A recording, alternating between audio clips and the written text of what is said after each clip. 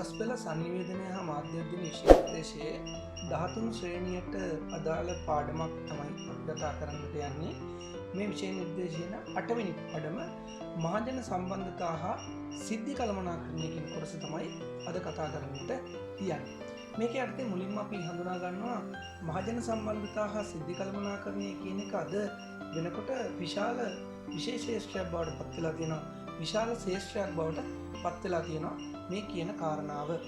මහජන සම්බන්ධතා කියන එකෙන් සරලව හඳුන්වන්නේ අපි ආයතනයක් තියෙනවා. ඒ ආයතනයට අදාළ මහජන කණ්ඩායමත් එක්ක ඒ ආයතනය දක්වන සම්බන්ධතාවය කියන එක සරලව අපිට ගන්න පුළුවන්. මේකෙදි මහජනයා කියන අර්ථයෙන් එන්නේ පොදු මහ ජනතාව කියන එක නෙවෙයි. මේකෙදි මහ ජනතාව කියන එක පොදු මහ ජනතාවට වඩා වෙනස් අර්ථයක් තමයි ඉදිරිපත් කරන්නේ. මෙතනදී මහජනයා කියන එක එක් පුද්ගලයෙක් නිරූපණය වෙන දෙයක් නෙවෙයි, විශාල කණ්ඩායමක් නිරූපණය කරන දෙයක්. එතකොට මේ මහජන කණ්ඩායම ආයතනයක අභ්‍යන්තරයේ ඉන්නවා, ආයතනයෙන් පිටත් ඉන්නවා කියලා අපිට හඳුනා ගන්නට පුළුවන්. ඕනෑම ආයතනයක ආයතනය තුල මහජන කණ්ඩායමක් ඉන්නවා, ආයතනයෙන් පිටත් මහජන කණ්ඩායමක් ඉන්නවා. ඕනෑම ආයතනයකට මේ කියන කාරණය අදාළ වෙනවා. රාජ්‍ය ආයතනයක් වෙන්න පුළුවන්, රාජ්‍ය නොවන ආයතනයක් වෙන්න පුළුවන්, එහෙම නැත්නම් ස්වේච්ඡා සංවිධානයක් වෙන්න පුළුවන්, ව්‍යාපාර ආයතනයක් වෙන්න පුළුවන්, ලාභ ලබන ආයතනයක්, ලාභ නොලබන ආයතනයක්, අපගේ විද්‍යාලයක්, එහෙම නැත්නම් රෝහලක්, රජයේ ආයතනයක්, ඔය සියලුම දේ. පොදුවේ ගත්තාම ඒ ආයතන අපි අදාළ කරගන්නවා වගේම තමයි ගෙදරකට ගෘහයකට වුණත් මහජනයා කියන එක අදාළයි, මහජන සම්බන්ධතාවය කියන එක අදාළයි. අපේ ගෙදරක ඉන්නේ කී දෙනායිද කියලා බලන්න පිරිස. නමුත් අපේ ගෙදර කුඩු කීයක් තියෙනවා? ඔන්න මහජන සම්බන්ධතාවය කියන එකට සරලම උදාහරණයක්. අපේ ගෙදරක කුඩු 25ක් 30ක් 40ක් විතර තියෙනවා ගණනලා බලන්න. ඒකට අදාළ වෙන්නේ මේ මහජන සම්බන්ධතාවය කියන විෂය. අපේ ගෙදරට හිටපු ගමන් කවුරුහරි කඩාපාත් වෙන්න පුළුවන්. ඒන මිනිස්සුන්ට ඉඳගන්න තමයි ඒ කුටුවක් තියෙන්නේ. ඒකට හේතුව තමයි මහජන සම්බන්ධතාව විෂය කියන එක අතීතේ නම් ප්‍රවර්තකගෙන ඉන්න ඉතා පෞරාණික විෂයක්. අතීතයේ රජවරු සහ පාලකයෝ මහජන සම්බන්ධතාවය උදෙසා තමයි සියලුම වැඩ කරලා තියෙන්නේ. වෙහෙර විහාර හදන එක, ආගමික වැඩසටහන් කරන එක, ආගමානුකූලව විවිධ උත්සව පවත්වන එක, පෙරහැර පවත්වන එක, ඊට අමතරව කෘෂි කර්මාන්ත දියුණු කරන එක, කර්මාන්ත දියුණු කරන එක, වැව් අමුණු හදන එක, වැව් අමුණු පිළිසකර කරන එක, මේ සියලුම දේවල් වල තිබිලා තියෙන්නේ මහජන සම්බන්ධතාවය කියන අවශ්‍යතාවය කියලා අපි මේකෙදි මතක තබා ගන්නට ඕන. ඊළඟට අපි කතා කරනවා මහජන සම්බන්ධතාවය කියන එක මානවයා කණ්ඩායම් වශයෙන් ජීවත් වීමේදී පුද්ගලයා ඉන්නවා, පවුල තියෙනවා, සමාජය ඉන්නවා. පුද්ගලයා, පවුල, සමාජය. මේ පුද්ගලයාට තනිව ජීවත් වෙන්න බෑ. ඒක නිසා තමයි පුද්ගලයා සමාජීය සත්වයක් වශයෙන් සමාජය තුල ජීවත් වෙන්නේ. පවුල ගත්තොත් එහෙම අපි පවුල ප්‍රධාන වශයෙන් දෙවර්ගයකට හඳුන්වනවා. න්‍යෂ්ටික පවුල සහ විස්තෘත පවුල යන්නේ. න්‍යෂ්ටික පවුල කියලා කියන්නේ මව, පියා, දරුවන්. විස්තෘත පවුල කියලා කියන්නේ මව, පියා, දරුවන්, සීයා, අච්චි, නංගා, මාමා, සියලුම දේවල් සියලුම සමාජිකයන් ඒ පවුල තුල අදාළ වෙනවා. එතකොට අපි දන්නවා සමාජානුයෝජනයේ කියන මාතෘකාව ගත්තොත් ඒ සමාජානුයෝජන ක්‍රියාවලිය නිවැරදිව සිද්ධ වෙන්නේ, ඉතා විශිෂ්ටාකාරයට සිද්ධ වෙන්නේ න්‍යෂ්ටික පවුල තුලද විස්තෘත පවුල තුලද කියලා ප්‍රශ්නයක් ඇහුවොත් ඒක සිද්ධ වෙන්නේ විස්තෘත පවුල තුල. හේතුව විස්තෘත පවුල තුල දරුවා විශාල අධ්‍යක්ීම් ප්‍රමාණයක් ලබන නිසා. හොඳයි, අපි ඊළඟට කතා කරනවා මේ sannivedanaya හා මාධ්‍ය අධ්‍යයනයේ විෂය නිර්දේශයට අදාළව අපිට ඉදිරිපත් වෙලා තියෙන මහජන සම්බන්ධතාවය ගැන තමයි අපි කතා කරන්නේ. සාමාන්‍ය සමාජ තන්ත්‍රය කෙමෙන් ස්ථාපනය වෙනවා. ඒ ස්ථාපනය වෙනකොට ව්‍යාපාර සංස්ථා සංවිධාන ක්‍රියාකාරීත්වයේ සියලුම දේවල් මේ සමාජයට බලපානවා. මේ විෂය ධාරාව තුළ අපි කියනවා විධිමත් ලෙස, විද්‍යානුකූල ලෙස නවීන විෂයක් විදිහට වර්ධනය වෙලා තියෙනවා මේ මහජන සම්බන්ධතාව කියන විෂය. අපි ගමුකෝ අපේ ඉස්කෝලේ. අපේ ඉස්කෝලයක් ගත්තොත් එහෙනම් ඉස්කෝලේක ඉන්නවා ප්‍රධානීය විදුහල්පතිතුමා.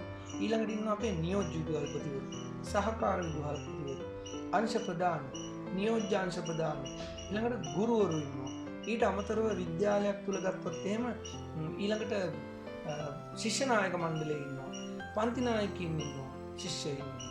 ඊට අමතරව ඉන්නවා අනධ්‍යයන කාර්ය මණ්ඩලය ඉන්නවා, ඔය වගේ අපිට විද්‍යාලයක් තුළ ඉන්න මහජන කණ්ඩායම වර්ග කරන්න පුළුවන්. විද්‍යාලයෙන් පිටතේ ඉන්නවා ආදි ශිෂ්‍යයින්, දෙමව්පියන්, අනුබද්ධිත ආයතන. දැන් විදුලි බල මණ්ඩලයේ විද්‍යාලයට සම්බන්ධයි. විදුලි බල මණ්ඩලය අපිට අවශ්‍ය වෙනවා. ජල සම්පාදනයක අවශ්‍ය වෙනවා. නගර සභාව අවශ්‍ය වෙනවා. එතකොට ඒවා අනුබද්ධිත ආයතන. ඊළඟට අපිට තියෙනවා අසල්වැසියෝ ඉන්නවා. විද්‍යාලයේ වටේට ඉන්න ප්‍රජාව ඉන්නවා. ඊළඟට අපිට අදාළ වෙනවා විද්‍යාලයට සුබ පතන්නන් කියන එක. එතකොට ඔබට පැහැදිලි වෙනවා විද්‍යාලයක් ගත්තොත් එහෙම අභ්‍යන්තර සහ බාහිර යනුවෙන් මහජන ප්‍රජාව, මහජනතාව අපිට නම් කරන්න පුළුවන්. මේ මහජනතාවත් එක්ක පවත්වන සම්බන්ධතාවය තමයි මහජන සම්බන්ධතාව කියලා කියන්නේ.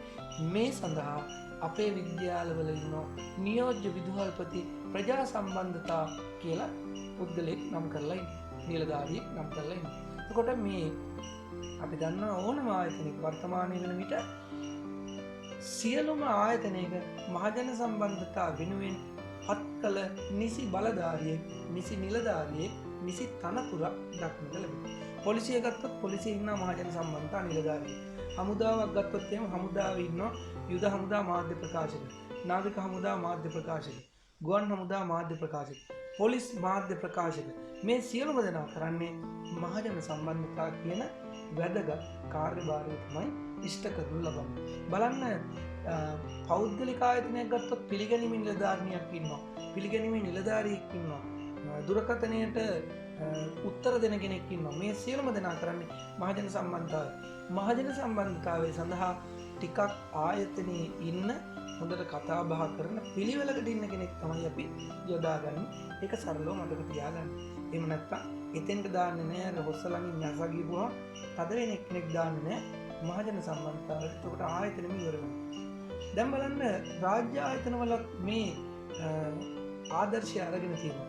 අපි ගත්තොත් එහෙම ප්‍රාදේශීය ලේකම් කාර්යාලය. මේ ප්‍රාදේශීය ලේකම් කාර්යාලවල ඔබ දැකලා ඇති දැන් තියෙනවා පෙරටු කාර්යාලය කියලා සංකල්පයක්.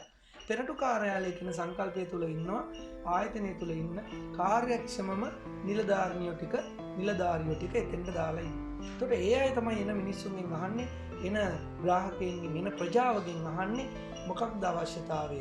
එතකොට ඒ අය ඒ අවශ්‍යතාවය ඔවුන්ට ඉදිරිපත් කරනවා. ඔවුන් ගිහිල්ලා ඒ වැඩේ කරලා ගෙනත් දෙනවා. එතකොට මේක ලොකු විෂයක්. ඒ නිසා ඔබගේ විෂය නිර්දේශය තුළට මේක ඇතුළත් වෙනවා. අපි දන්නවා මහජන නියෝජිතයෝ අපේ රටේ වැදගත්ම පිරිසන්නේ මහජන නියෝජිතෝ. මේ මහජන නියෝජිතයින් ඉන්නවා මේ මහජන සම්බන්ධතාවයට අදාළව නිලතල පත් කරලා ඉන්නවා. ඒක රාජ්‍ය සේවය තුලින්ම පත් කරලා තියෙනවා. මාධ්‍ය නිලධාරියෙක් ඉන්නවා. මහජන සම්බන්ධතා නිලධාරියෙක් ඉන්නවා. මහජන සම්බන්ධීකරණ නිලධාරියෙක් ඉන්නවා. ඔය ආදී වශයෙන් විවිධ තනතුරු වලින් යුක්තව මේ ශේෂ්ත්‍රය සඳහා පත් කරපු නිසි බලධාරීන් ඉන්නවා. එතකොට ඒ අය සඳහා පැවරුණු කාර්ය කොටසක් රාජකාරියක් තියෙනවා. මම හිතන්නේ වෘත්තීය දේශපාලඥයින් ඉතා හොඳ දේශපාලනය කරන දේශපාලන චරිත තමන් ඒ සඳහා විශේෂඥ දැනුමින් යුක්ත පුද්ගලයන් පත් කර ගන්නවා. ඊට අමතරව ඇතැම් දේශපාලඥයෝ අපි දන්නවා මහජන සම්බන්ධතා නිලධාරියා විදිහට පුතා පත් කර ගන්නවා. මාධ්‍ය ලේකම් විදිහට නෝනා පත් කර ගන්නවා. ප්‍රජා සම්බන්ධතා නිලධාරිනිය විදිහට දුව පත් කර ගන්නවා. ඒ වගේ ඔබ දැකලා ඇති මේ වගේ තත්ත්වයන් ලංකාව තුළ දක්වලා වෙනවා. නමුත් මේ මහජන සම්බන්ධතාවය කියන එක පුළුල්ව කතා කරන්න පුළුවන් ලොකු විෂයක්. ඒකෙන් කොටසක් තමයි අපේ විෂය නිර්දේශය තුළ මේ අඩංගු වෙලා තියෙන කියන එක ඔබ මතක තබා ගන්න. මම කතා කරනවා ඊළඟ මාතෘකාව මේ මහජන සම්බන්ධතාවයේ ආරම්භය හා වර්ධනය සිද්ධ වුණේ කොහොමද කියලා. අතීතව මානව සමාජයේ විවිධ සම්බන්ධතා පැවතුණා. ඒවා මූලික මානව වුවමනා වෙනුවෙන් ගොඩනගා ගන්නා ලද සංවිධාන. මහජන සම්බන්ධතා කියන එක වසර 4000ක් පමණ පැරණි ඉතිහාසයට ගමන් කරනවා. ඉරාකෙන් හම්බෙලා තියෙනවා කීලාක්ෂර කියලා මැටි පුවරු විශේෂයක්. මේ මැටි පුවරු වලින් දක්වලා තියෙන මහජනතාවට පාලකව ලබා දෙන උපදෙස් ප්‍රමාණය. ඒකෙදි තියෙනවා මේ වාරි කර්මාන්තයේ සම්බන්ධයෙන් වන උපදෙස් මාලාවක් තමයි පාලකයෝ විසින්, නායකයෝ විසින් තමන්ගේ මහජනතාවට ඉදිරිපත් කරලා තියෙන්නේ. මේ කීලාක්ෂර කියන අක්ෂර විශේෂය භාවිතා කරමින් මැටි පුවරු වල තමයි ඉදිරිපත් වෙලා තියෙන ක්‍රිස්තුපූර්ව 4000 ගමන. ජුලියස් සීසර් රෝමයේ අල්ලා ගැනීමට මහජන සහයෝගය ලබාගත් විදිහ මහජනයා විසින් දැනගත යුතු කාර්යභාරය කියන එකෙන් පැහැදිලි කරන්න පුළුවන්.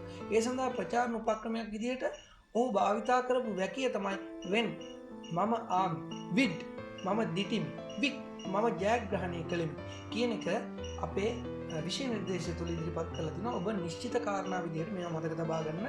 ඒ නිසාම නිශ්චිත කාරණා විදිහට ඔබට මේවා ටික මේ කරුණු ටික ඉදිරිපත් කරනවා. ග්‍රීකවරුන් සහ රෝමවරුන් ස්වකීය සංස්කෘතිය ප්‍රවර්ධනය කිරීම සඳහා මහජන සම්බන්ධතා කුසලතා අපි කියනවා public relations skills උපයෝගී කරගෙන තියෙනවා. මේ රටවල පාලකයන් විසින් ජනතාවට කාව්‍යකරණයට මතවාද ගොඩනගා ගැනීමට අවස්ථාව ලබා දීලා තියෙනවා. ඒක නිසා තමයි ග්‍රීක සාහිත්‍යයක් ගොඩනගන්නේ. ඒ ග්‍රීක සාහිත්‍යයත් එක්ක තමයි රෝම සාහිත්‍ය, ග්‍රීක සාහිත්‍යයත් එක්ක ඒ රටවල් දියුණු වෙන්නේ. ඒ දියුණුව සඳහා ප්‍රධාන වශයෙන් පාලකයෝ ජනතාවට ඉදිරිපත් කරන ඒ ලබා දෙන නිදහස වැදගත් වෙනවා. මේක මහජන සම්බන්ධතා කෙරෙහි හොඳ උදාහරණයක් විදිහට අපිට හඳුනා ගැනීමේ හැකියාව පවතිනවා. දැන් අපේ රටේ තිබිලා තියෙනවා අත්තම් ක්‍රමය, වැඩවසම් ක්‍රමයේ ක්‍රියාත්මක වෙච්ච කාලේ මේ අත්තම් ක්‍රමය තව කෙනෙක්ගේ වැඩේට ගිහිල්ලා උදව් කරනවා. ඒ කෙනා ඇවිල්ලා අනිත් කෙනාට උදව් කරනවා. ඒතකොට මේ විහෙර විහාර ගොඩනගා ගැනීම, කෘෂිකාර්මික කටයුතු, ඔය සියලුම දේවල් වලදී මේ මහජන සම්බන්ධතා ක්‍රමය මේ ආකාරය අපිට වැදගත් වෙනවා. මේ ගම්වර ප්‍රදානය කිරීම, රන් රිදී තෑගි දීම රජුරු ඒ කාලේ මිනිස්සුන්ට කරලා දෙනවා. මේක තුළ තියෙන්නේ මහජන සම්බන්ධතාවය කියලා අපිට ගන්න පුළුවන්. ස්වදේශීය වශයෙන් මේ තත්ත්වයන් පිළිබඳ අපිට අධ්‍යයනය කරගන්න පුළුවන් මේ විෂය ගැන වැඩිදුරටත් කතා කරගෙන යද්දී. මහජන සම්බන්ධතාවය කියන එක යුරෝපයේ ප්‍රධාන වශයෙන් වර්ධනය වෙන්න පටන් ගන්න මේ කාර්මික විප්ලවයෙන් පස්සේ.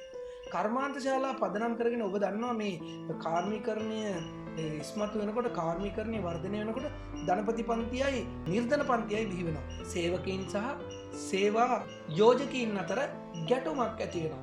එතකොට මේ සේවා යෝජකයන් සහ සේවකයන් අතර ගැටුමක් ඇති වෙනකොට මේ කාර්මීකරණය දියුණු වෙච්ච කර්මාන්ත යුගයේ නව කාර්මික රටවල් බිහි වෙද්දී ඔය කර්මාන්තකරණය ශීඝ්‍රයෙන් දියුණු වෙලා එනකොට මේ ගැටුම් තමයි පළවෙනියට මේ මහජන සම්බන්ධතා කියන විෂය සඳහා අඩිතාලම සලසන්නේ. ඇමරිකාවේ පෙන්සිල්වේනියාවේ දුම්රිය මාර්ග හා ගල්ලඟුරු කර්මාන්තශාලාවල ලක්ෂ 1.5කට වැඩි පිරිසක් සහභාගී වෙලා සේවකයෝ වැඩ වර්ජනයක් කරනවා.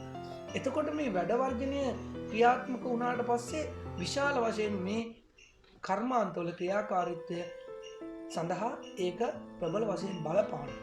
මේක හඳුනා ගන්නවා අයිව්ලී කියන පුද්ගලයා.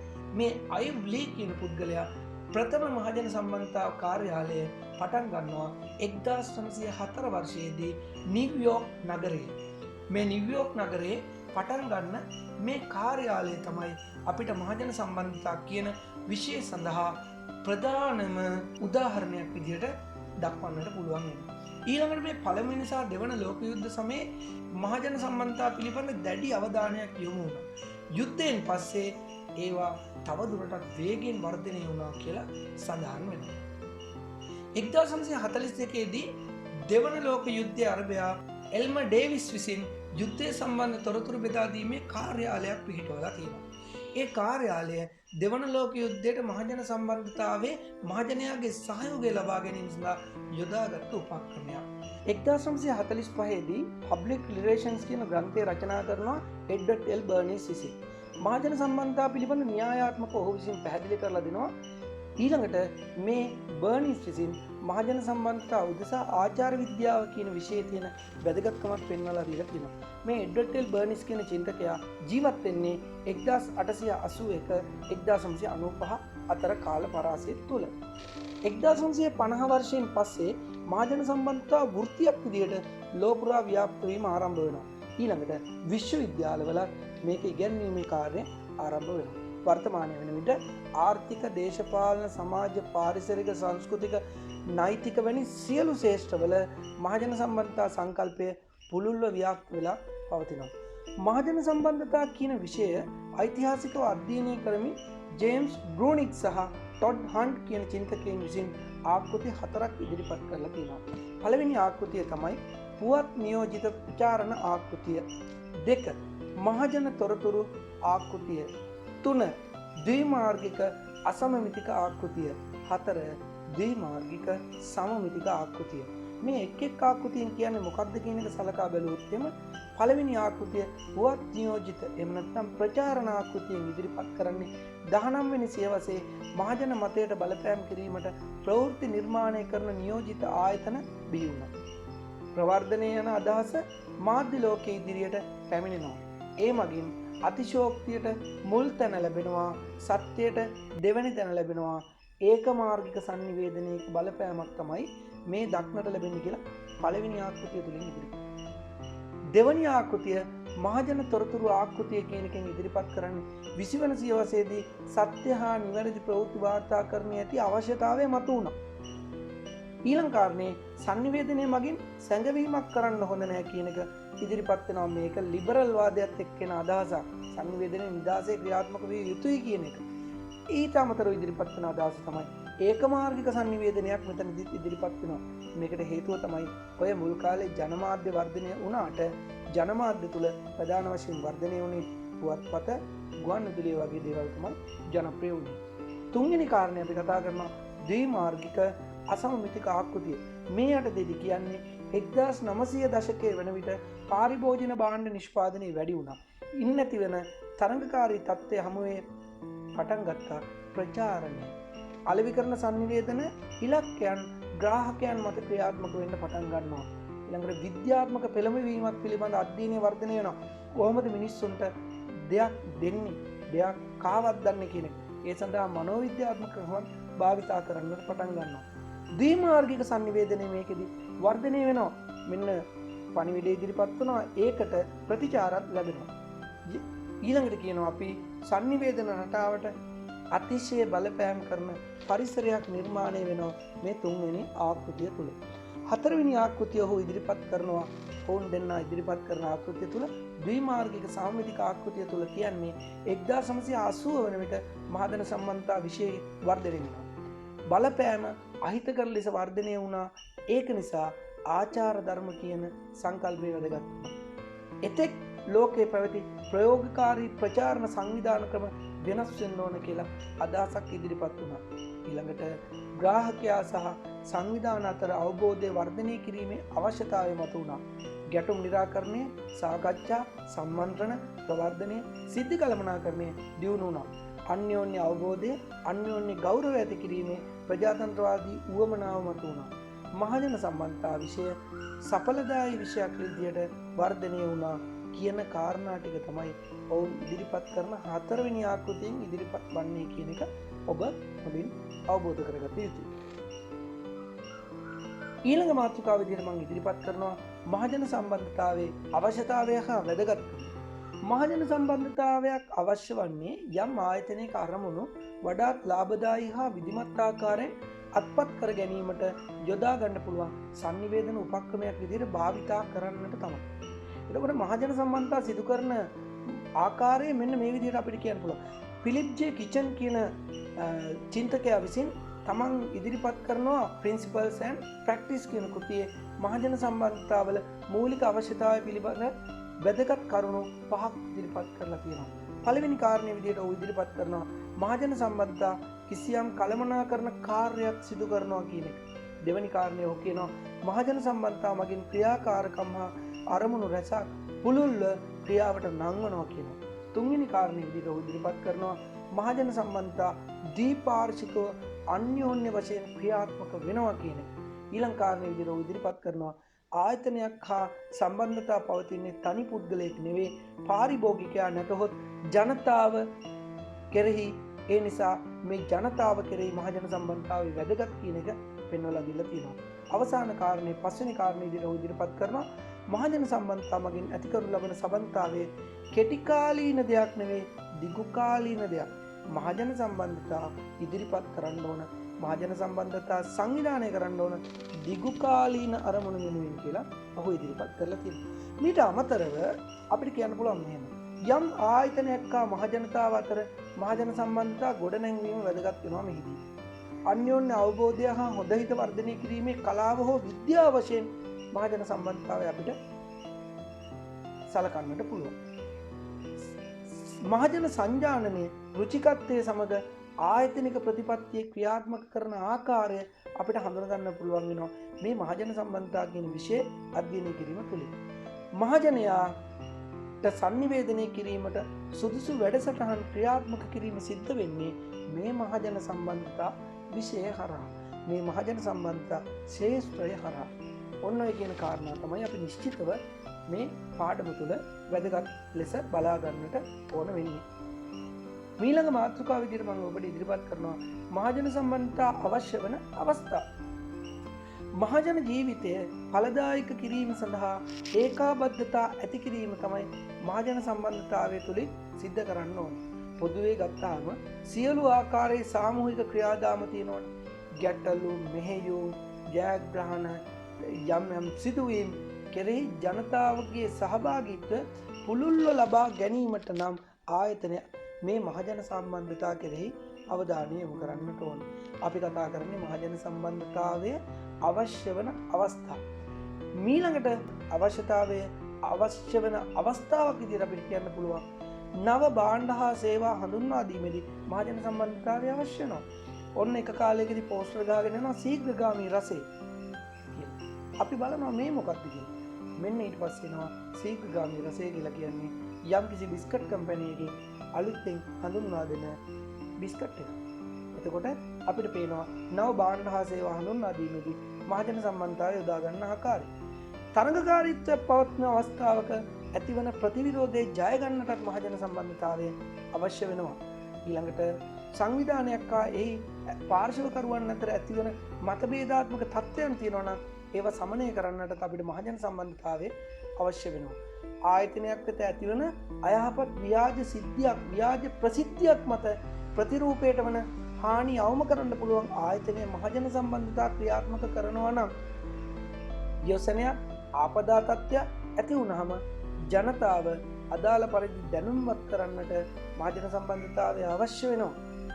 තර්ජනීය අවස්ථාවන් වලදී තත්ත්වය පාලනය කර ගැනීමට මහජන සම්බන්ධතාවය අවශ්‍ය වෙනවා. ඒ සඳහා අපි භාවිතා කරනවා මහජන සම්බන්ධතාවය හොඳ මට්ටමේ පවතින නිලධාරීන්, ඒ සඳහා බලධාරීන් අපි පත් කළ යුතුයි. උදාහරණයක් විදිහට මේ කොරෝනා අසංගතය සඳහා රජයේ මගින් කරුණු ඉදිරිපත් කිරීමට නියෝජ්‍ය පොලිස්පතිතුමෙක් පත් කරලා තියෙනවා. ඉතා ජනප්‍රිය පුද්ගලිකවම ජනාධිපතිවරයා නම් කරලා කියනවා අහවල් නිලධාරියා මේ සඳහා යොදවන්න.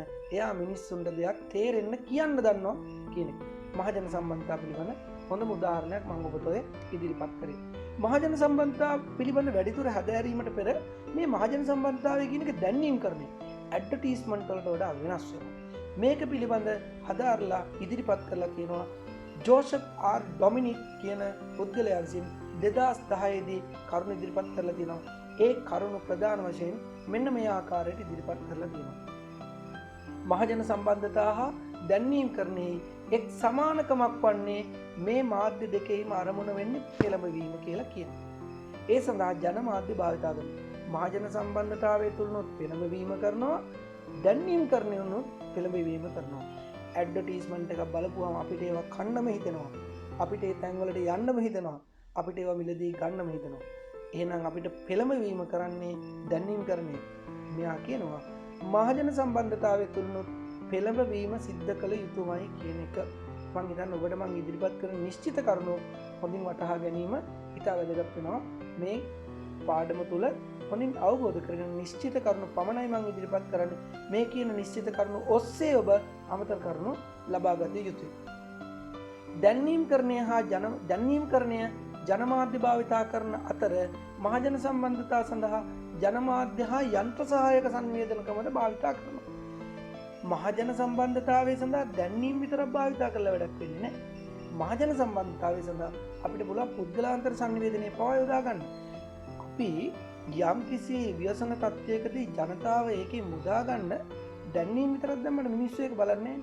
අපිට පුළුවන් මහජන සෞඛ්‍ය පරීක්ෂකතුමා, පෞල් සෞඛ්‍ය සේවා නිලධාරීතුමිය යොදවලා මිනිස්සුන්ට ගිහිල්ලා පුද්ගලිකව කරුණු කියලා දෙන්න පුළුවන්. ඒකට අපි කියනවා පුද්ගලාන්තර සංවේදනය කියලා.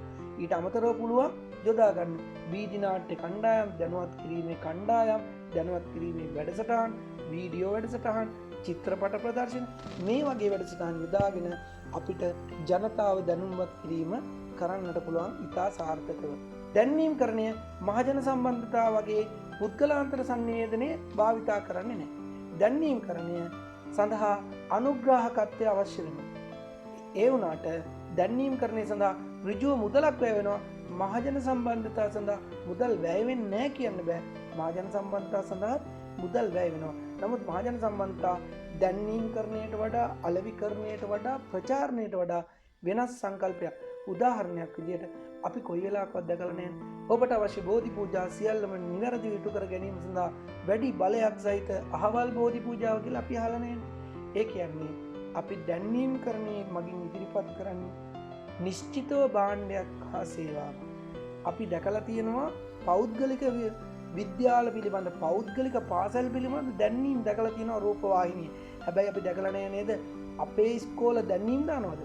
අපි දානවද ඔබට අවශ්‍ය සියලුම පාඨමාලා එකම පාසලකින් ඉගෙන ගැනීම සඳහා එහෙම ඉදිරිපත් කරන්නේ නැහැ. ඒක නිසා ඔබ හොඳින් වටහා ගන්න දැන්වීම් කරණය, ප්‍රචාරණය, අලෙවිකරණය කියන සංසිද්ධීන් වලට වඩා මහජන සම්බන්ධතාවය කියන එක වෙනස්. හැබැයි මහජන සම්බන්ධතාවයේ තිබුණොත් තමයි ඔය දැන්වීම් කරණය, ප්‍රචාරණය, අලෙවිකරණය, පුද්ගලාන්තර සංනිවේදනය වැදගත් වෙන්නේ. පුද්ගලාන්තර සංනිවේදනය යොදා ගන්න පුළුවන් වෙනවා. ජන සංනිවේදනය යොදා ගන්න පුළුවන්. මේ සියලුම දේවල් යොදාගෙන අපිට දෙයක් ප්‍රචාරණය කරන්න නම් මහජන සම්බන්ධතාවය අවශ්‍යයි. අපි සබන් කැටයක් හදනවා. සබන් කැටයක් නිෂ්පාදනය කරනවා. කාටද මේක විකුණන්නේ? මේක විකුණන්න නම් අපි දැන්වීම් කරණය භාවිතා කළ යුතුයි. දැන්වීම් කරණය තුළින් අවසානයේ ගොඩනැගෙන්නේ මහජන සම්බන්ධතාවය කියන එක ඔබට වැදගත් ලෙස වැටහෙනවා ඇති. අපි සබන් කෑල්ලක් ගේන්නකොත් රෙදි හොදන්න අපි හැමෝම දන්නවා ගිහිල්ලා ඉල්ලන සබන් කැටේ මොකද්ද කියලා. අපි ඉස්කෝලේ ළමයිට කියනවා මෙතන ඉන්න එපා බාට කෑලි දාගෙන කියලා. දැන් ඒ ළමයා කිව්වොත් මම සර් බාට කෑලි නෙමෙයි දාගෙන ඉන්නේ රන් පා මේ සපත්තු දෙක කියලා මේ සෙරෙප්පු දෙක කියලා. ඔහු කියන්නේත් නැහැ. අපි බාට කියලා කියන්නේ රබර් පටි සෙරෙප්පු වලට. නමුත් බාට කියලා කියන්නේ බ්‍රෑන්ඩ් නේම් එකක්. ඕගොල්ලන්ට තේරෙන්නේ නැති ප්‍රචාරණය තුලින් කොයි තරම් ගැඹුරු විදියට අපිට දෙයක් ඉදිරිපත් කරනවාද කියලා. අපි ඉසේරදේට බොන්නේ පැනඩෝල්. හැබැයි පැනඩෝල් වල තියෙන පැරසිටමෝල්. අපි කොයි වෙලාවකවත් පැරසිටමෝල් පෙත්තක් ඉල්ලන්නේ නැහැ. ඉල්ලන්නේ පැනඩෝල්. ඔබට පැහැදිලි වෙනවා ඇති දැන්වීම් කරණය තුලින් කොච්චර මහජන සම්බන්ධතාවයක් ගොඩනගාගෙන තියෙනවද කියලා මේ ආයතන. මේ සඳහා භාවිතා කරන විවිධ උපක්‍රම මනෝවිද්‍යාත්මක උපක්‍රම භාවිතා කරමින් තමයි අපිට මේ භාණ්ඩ හා සේවා මෙච්චර ප්‍රබලව ඉදිරිපත් කරන්න කියන එක ඔබ මතක තබා ගන්න. මේ පාඩම මේ කොටස අවසානයේදී මම ඔබට ඉදිරිපත් කරනවා අපගේ විෂය නිර්දේශයේ ඉදිරිපත් වෙලා තියෙන ඇගයීම 1. මහජන සම්බන්ධතා ආරම්භක පසුබිම් පිළිබඳ විස්තර කිරීමේ හැකියාව ඔබට දැන් පැවතිය යුතුයි. 2. මාධ්‍ය ආයතනයක් සඳහා මහජන සම්බන්ධතාවයේ ඇති අවශ්‍යතාවය හා වැදගත්කම නිදසුන් දක්වමින් පැහැදිලි කිරීමේ හැකියාව ඔබට තිබිය යුතුයි. 3. ස්වදේශීය වශයෙන් පැවති මහජන සම්බන්ධතා අවස්ථා 5ක් ගවේෂණය කර ඉදිරිපත් කිරීමේ හැකියාව ඔබට පැවතිය යුතුයි. අපි දන්නවා ඡන්දේ කාලෙට ගිහිල්ලා දේශපාලඥයෝ කොච්චර මහජන සම්බන්ධතා ඉදිරිපත් කරනවාද කියලා. මහජන සම්බන්ධතා වැඩසටහන් කොච්චර කරනවාද කියලා. අරක බෙදනවා, මේක බෙදනවා, බඩු බෙදනවා, සල්ලි බෙදනවා, සියලුම දේවල් වලින් මහජන සම්බන්ධතාවය තමයි සාර්ථක කරගන්න උත්සාහ කරන්නේ. ඒ අතරතුරේම අපි දැකලා තියෙනවා දේශපාලඥයෝ ගිහිල්ලා මලගෙවල් වලට සහභාගී වෙනවා, මගුල් ගෙවල් වලට සහභාගී වෙනවා. එහෙම ගිහිල්ලා තමයි අර දේශපාලඥයෙක් ඒ මලගෙදර කතාවක් බලෙන් ඉල්ලගෙන කරලා කියන්නේ මේ මැරිලා ඉන්න වෙද මහත්තයා මට එක බෙහෙත් වේලයි දුන්නේ මට හොඳ වුණා කියලා කියනවා. අවාසනාවක මහත්තයා ඒ මැරිලා ඉන්නේ වෙද මහත්තයා පශු වෛද්‍යවරු. මතක ඇති මම පන්ති කාමරේ තුල ඕගොල්ලන්ට මේවා බොහොම ගැඹුරින් බොහොම පුළුල් විස්තර කරලා දීලා තියෙනවා සරල ආකාරයට. හැබැයි අපි මේ පාඩම් මාලාවේ මේ වීඩියෝ පාඩම් මාලාව අපි ඉදිරිපත් කරගෙන යන්නේ නිශ්චිත කරුණු පමණයි. මේ නිශ්චිත කරුණු මතක තබාගෙන ඒ තුලින් ඔබගේ දැනුම වැඩි කර ගන්න කියලා මම ඔබට ඉදිරිපත් කරනවා. මේ පාඩමේ එන මහජන සම්බන්ධතා හා සිද්ධි කළමනාකරණය කියන පාඩමේ එන ඊළඟ මාතෘකාව අපි දැන් සලකා බැලුවොත් එහෙම මහජන සම්බන්ධතා පිළිබඳ නිර්වචනය තමයි අපි ඉදිරිපත් කරන්නට යන්නේ. මහජන සම්බන්ධතා සම්බන්ධයෙන් නිර්වචන ඉදිරිපත් වෙලා තියෙනවා. විවිධ විශේෂේෂයන් සම්බන්ධයෙන් නිර්වචන පවතිනවානේ. මහජන සම්බන්ධතා සඳහා ඉදිරිපත් වී තියෙන නිර්වචන මෙන්න මේ පහත ආකාරයට අපිට සලකා බැලිය හැකියි. 1. වෙබ්ස්ටර් නව කොලිජියේට් කියන શબ્දකෝෂයේ වෙබ්ස්ටර් නිව් කොලිජියේට් ඩික්ෂනරි කියන ඩික්ෂනරිය තුල શબ્දකෝෂය තුල ඉදිරිපත් වෙනවා මෙන්න මෙහෙම. මහජන සම්බන්ධතා යනු පුද්ගලයෙකු සමාගමක් හෝ ආයතනයක් පිළිබඳ දැනුම්වත් කිරීම හා හොඳහිත වර්ධනය සඳහා ජනතාව පොළඹවනු ලබන්නා වූ ක්‍රියාදාමයකි යනුවෙන්. දෙවනියට එඩ්වඩ් එල් බර්නිස් ඉදිරිපත් කරලා තියෙනවා මහජන සම්බන්ධතා පිළිබඳ පුරෝගාමියා විදිහට අපි මෙතුමන් නම් කරනවා. ඔහු ඉදිරිපත් කරනවා මහජන සම්බන්ධතා යනු යම් ආයතනයක් සම්බන්ධයෙන් සංදේශ විකාශය කිරීමට හා ඒවා මගින් මිනිසා පෙළඹවීමට යම් මතයක්, කරුණක්, සිද්ධියක්, ව්‍යාපෘතියක් ඇති කිරීමට හා හැඩගැස්වීමට උපකාර වන විෂයකි යනුවෙන්. චාල්ස් ප්ලැකාඩ් කියන චින්තකයා ඉදිරිපත් කරලා තියෙනවා අලෙවිකරණය සහ දැන්වීම්කරණය පිළිබඳ විද්වතෙක් මොහු මෙන්න මේ ආකාරයට යහපත් සිතින් යුතුව මානව සදාචාර සම්පන්නභාවය ඇති කිරීම සඳහා ගනු ලබන ක්‍රියාමාර්ග මහජන සම්බන්ධතා ලෙස සරලව හැඳින්විය හැකිය යනුවෙන්. සෑම් බ්ලැක් කියන බ්‍රිතාන්‍ය මහජන සම්බන්ධතා පිළිබඳ විශේෂඥයෙක් ඉදිරිපත් කරලා තියෙනවා මෙන්න මේ මතය. කිසියම් සංවිධානයක් සම්බන්ධතා පවත්වන අභ්‍යන්තර සහ බාහිර සියලුම දෙනා අතර අන්‍යෝන්‍ය අවබෝධය වර්ධනය කිරීම සඳහා කරනු ලබන සෑම දෙයක්ම මහජන සම්බන්ධතා නම් වේ යනුවෙන්. 6 වෙනි නිර්වචනය විදිහට මම ඔබට ඉදිරිපත් කරනවා බ්‍රිතාන්‍යයේ මහජන සම්බන්ධතා පිළිබඳ වරලත් ආයතනය ඉදිරිපත් කරලා තියෙන නිර්වචනය. සංවිධානයක් විසින් ඒහා බැඳී පවතින මහජනතාව අතර හොඳහිත අවබෝධය ඇති කිරීම හා එය පවත්වාගෙන යාම සඳහා ගනු ලබන සැලසුම් සහගත මෙන්ම ස්ථිරසාර උත්සාහ මහජන සම්බන්ධතා යනුවෙන් නිර්වචනය කළ හැකිය යනුවෙන්. මහජන සම්බන්ධතාවය කියන විෂයට කරුණු රාශියක් ඇතුළත් වෙනවා. ඒ අතර සමාජීය සංවිධාන, දැන්වීම්, ප්‍රචාරය, සංදේශ, ප්‍රවෘත්ති, සමාජය, ප්‍රතිපෝෂණය, මාධ්‍ය, sannivedanaya, ප්‍රේක්ෂකයෝ, ග්‍රාහකයෝ යන කාරණා වැදගත්. මහජන සම්බන්ධතා කියන සංකල්පය වටේට ඔය මම කියපු කාරණා ගොනු වෙලා තියෙනවා. සමාජීය සංවිධානය, වෙළඳ දැන්වීම, ප්‍රචාරණය, සංදේශය, ප්‍රවෘත්ති, සමාජය, ප්‍රතිපෝෂණය, මාධ්‍ය, sannivedanaya, ග්‍රාහකයෝ යනාදී වශයෙන් මේ කාරණය අපිට හඳුනා ගැනීමේ හැකියාව පවතිනවා. මහජන සම්බන්ධතා යම් ආයතනයක දෙනෙත් සහ දෙසවන් කියලා කියනවා. අපි කියනවා මහජන සම්බන්ධතා නිලධාරියා කියලා කියන්නේ තමන්ගේ ඉන්න ඉහළ නිලධාරියාගේ ඇස් සහ කන්, ears and eyes කියලා කියනවා. ඒ කියන්නේ ඔහු ඉදිරිපත් කරන කරුණු අනුව තමයි සියලුම දේවල් තීරණය වෙන්නේ. යම් ආයතනයක් පිළිබඳ මහජන ආකල්පය, මහජනතාව දක්වන සැලකිල්ල, මහජනතාව කෙරෙහි දක්වන සැලකිල්ල, මහජනතාවගේ ප්‍රතිචාර කර හැඩගැස්වීම තමයි මහජන සම්බන්ධතා වලින් සිද්ධ කරන්නේ. ඊළඟ මාතෘකාව විදිහට මම ඔබට ඉදිරිපත් කරන්න යන්නේ මහජන සම්බන්ධතා අවස්ථා. මහජන සම්බන්ධතාවය ගැන සලකා බැලුවොත් එහෙනම් අපිට ඒකේ හඳුනා ගන්න පුළුවන් අවස්ථා තියෙනවා. මහජන සම්බන්ධතා අවස්ථා කියන්නේ මොනවද? යම් ආයතනයක් හෝ සංවිධානයක් තම පාර්ශවකරුවන් එක්ක හොඳින් පවත්වා ගැනීමට, වර්ධනය කර ගැනීමට, තම ප්‍රතිරූපය වර්ධනය කර ගැනීමට තමයි මහජන සම්බන්ධතා යොදාගන්නේ. මේ මහජන සම්බන්ධතා යොදා ගැනීමේ විවිධ අවස්ථා අපිට හඳුනා ගැනීමේ හැකියාව පවතිනවා. 1. රාජ්‍ය මහජන සම්බන්ධතා. 2. ආයතනික මහජන සම්බන්ධතා. 3. වෘත්තීය මහජන සම්බන්ධතා. 4. ව්‍යාපාර මහජන සම්බන්ධතා. 5. මාධ්‍ය මහජන සම්බන්ධතා. යනුවෙන් තමයි අපි මේ කොටස කතා කරන්නට යන්නේ. අපි මුලින්ම කතා කරනවා මේ පාඩම යටතේ එන මුල් කොටස රාජ්‍ය මහජන සම්බන්ධතා.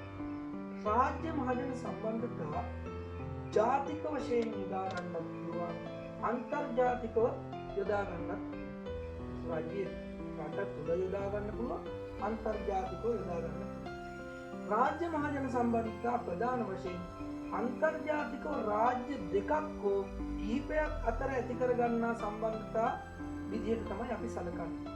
ඒකෙදි පහත සඳහන් කරුණු තමයි වැදගත් වෙන්නේ. මේ රාජ්‍ය මහජන සම්බන්ධතා කියන එක තුළ තියෙනවා රජය විසින් පවත්වන සම්බන්ධතාවයනේ.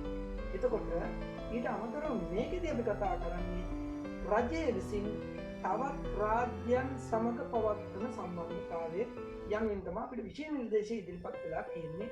නිවැරදිව මේක වටහා ගන්න. රාජ්‍යයක විදේශ ප්‍රතිපත්තිය මෙහිදී වැදගත් වෙනවා. විවිධ අන්තර්ජාතික සංවිධාන පිහිටුවා ගැනීම වැදගත් වෙනවා. තානාපති කාර්යාලය සමග පවත්වන සම්බන්ධතාවය මෙහිදී වැදගත් වෙනවා. අපි විවිධ ගිවිසුම් අත්සන් කරනවා, විවිධ ප්‍රඥප්ති වලට අත්සන් කරනවා, විවිධ ප්‍රඥප්ති වලින් අපි ඉවත් වෙනවා, විවිධ දේවල් අලුතෙන් අපි එකතු කරගන්නවා. මේ දේවල් තමයි මේකදී කතා කරන්නේ. හැබැයි වර්තමාන තත්ත්වය විග්‍රහ කරද්දී උදෙක් අන්තර්ජාතික ක්‍රියා තත්ත්වයට මේක සීමා කරන්න බෑ. රාජ්‍යයක අභ්‍යන්තර රාජ්‍ය මහජන සම්බන්ධතා ක්‍රියාදාමයක් තියෙනවා කියන එක මේකදී හොඳට මතක තියාගන්නට ඕනේ. එතකොට රාජ්‍යයක පවතින සියලුම ආයතන සංවිධාන නීති රෙගුලාසි වලට අනුව කටයුතු කරන්නට ඕනේ. ඒ අනුව ආයතනයක් හෝ සංවිධානයක් තමන්ට අයත් වන රාජ්‍ය සමග පවත්වන සම්බන්ධතාවය රාජ්‍ය මහජන සම්බන්ධතා කියලා අපි හඳුන්වනවා.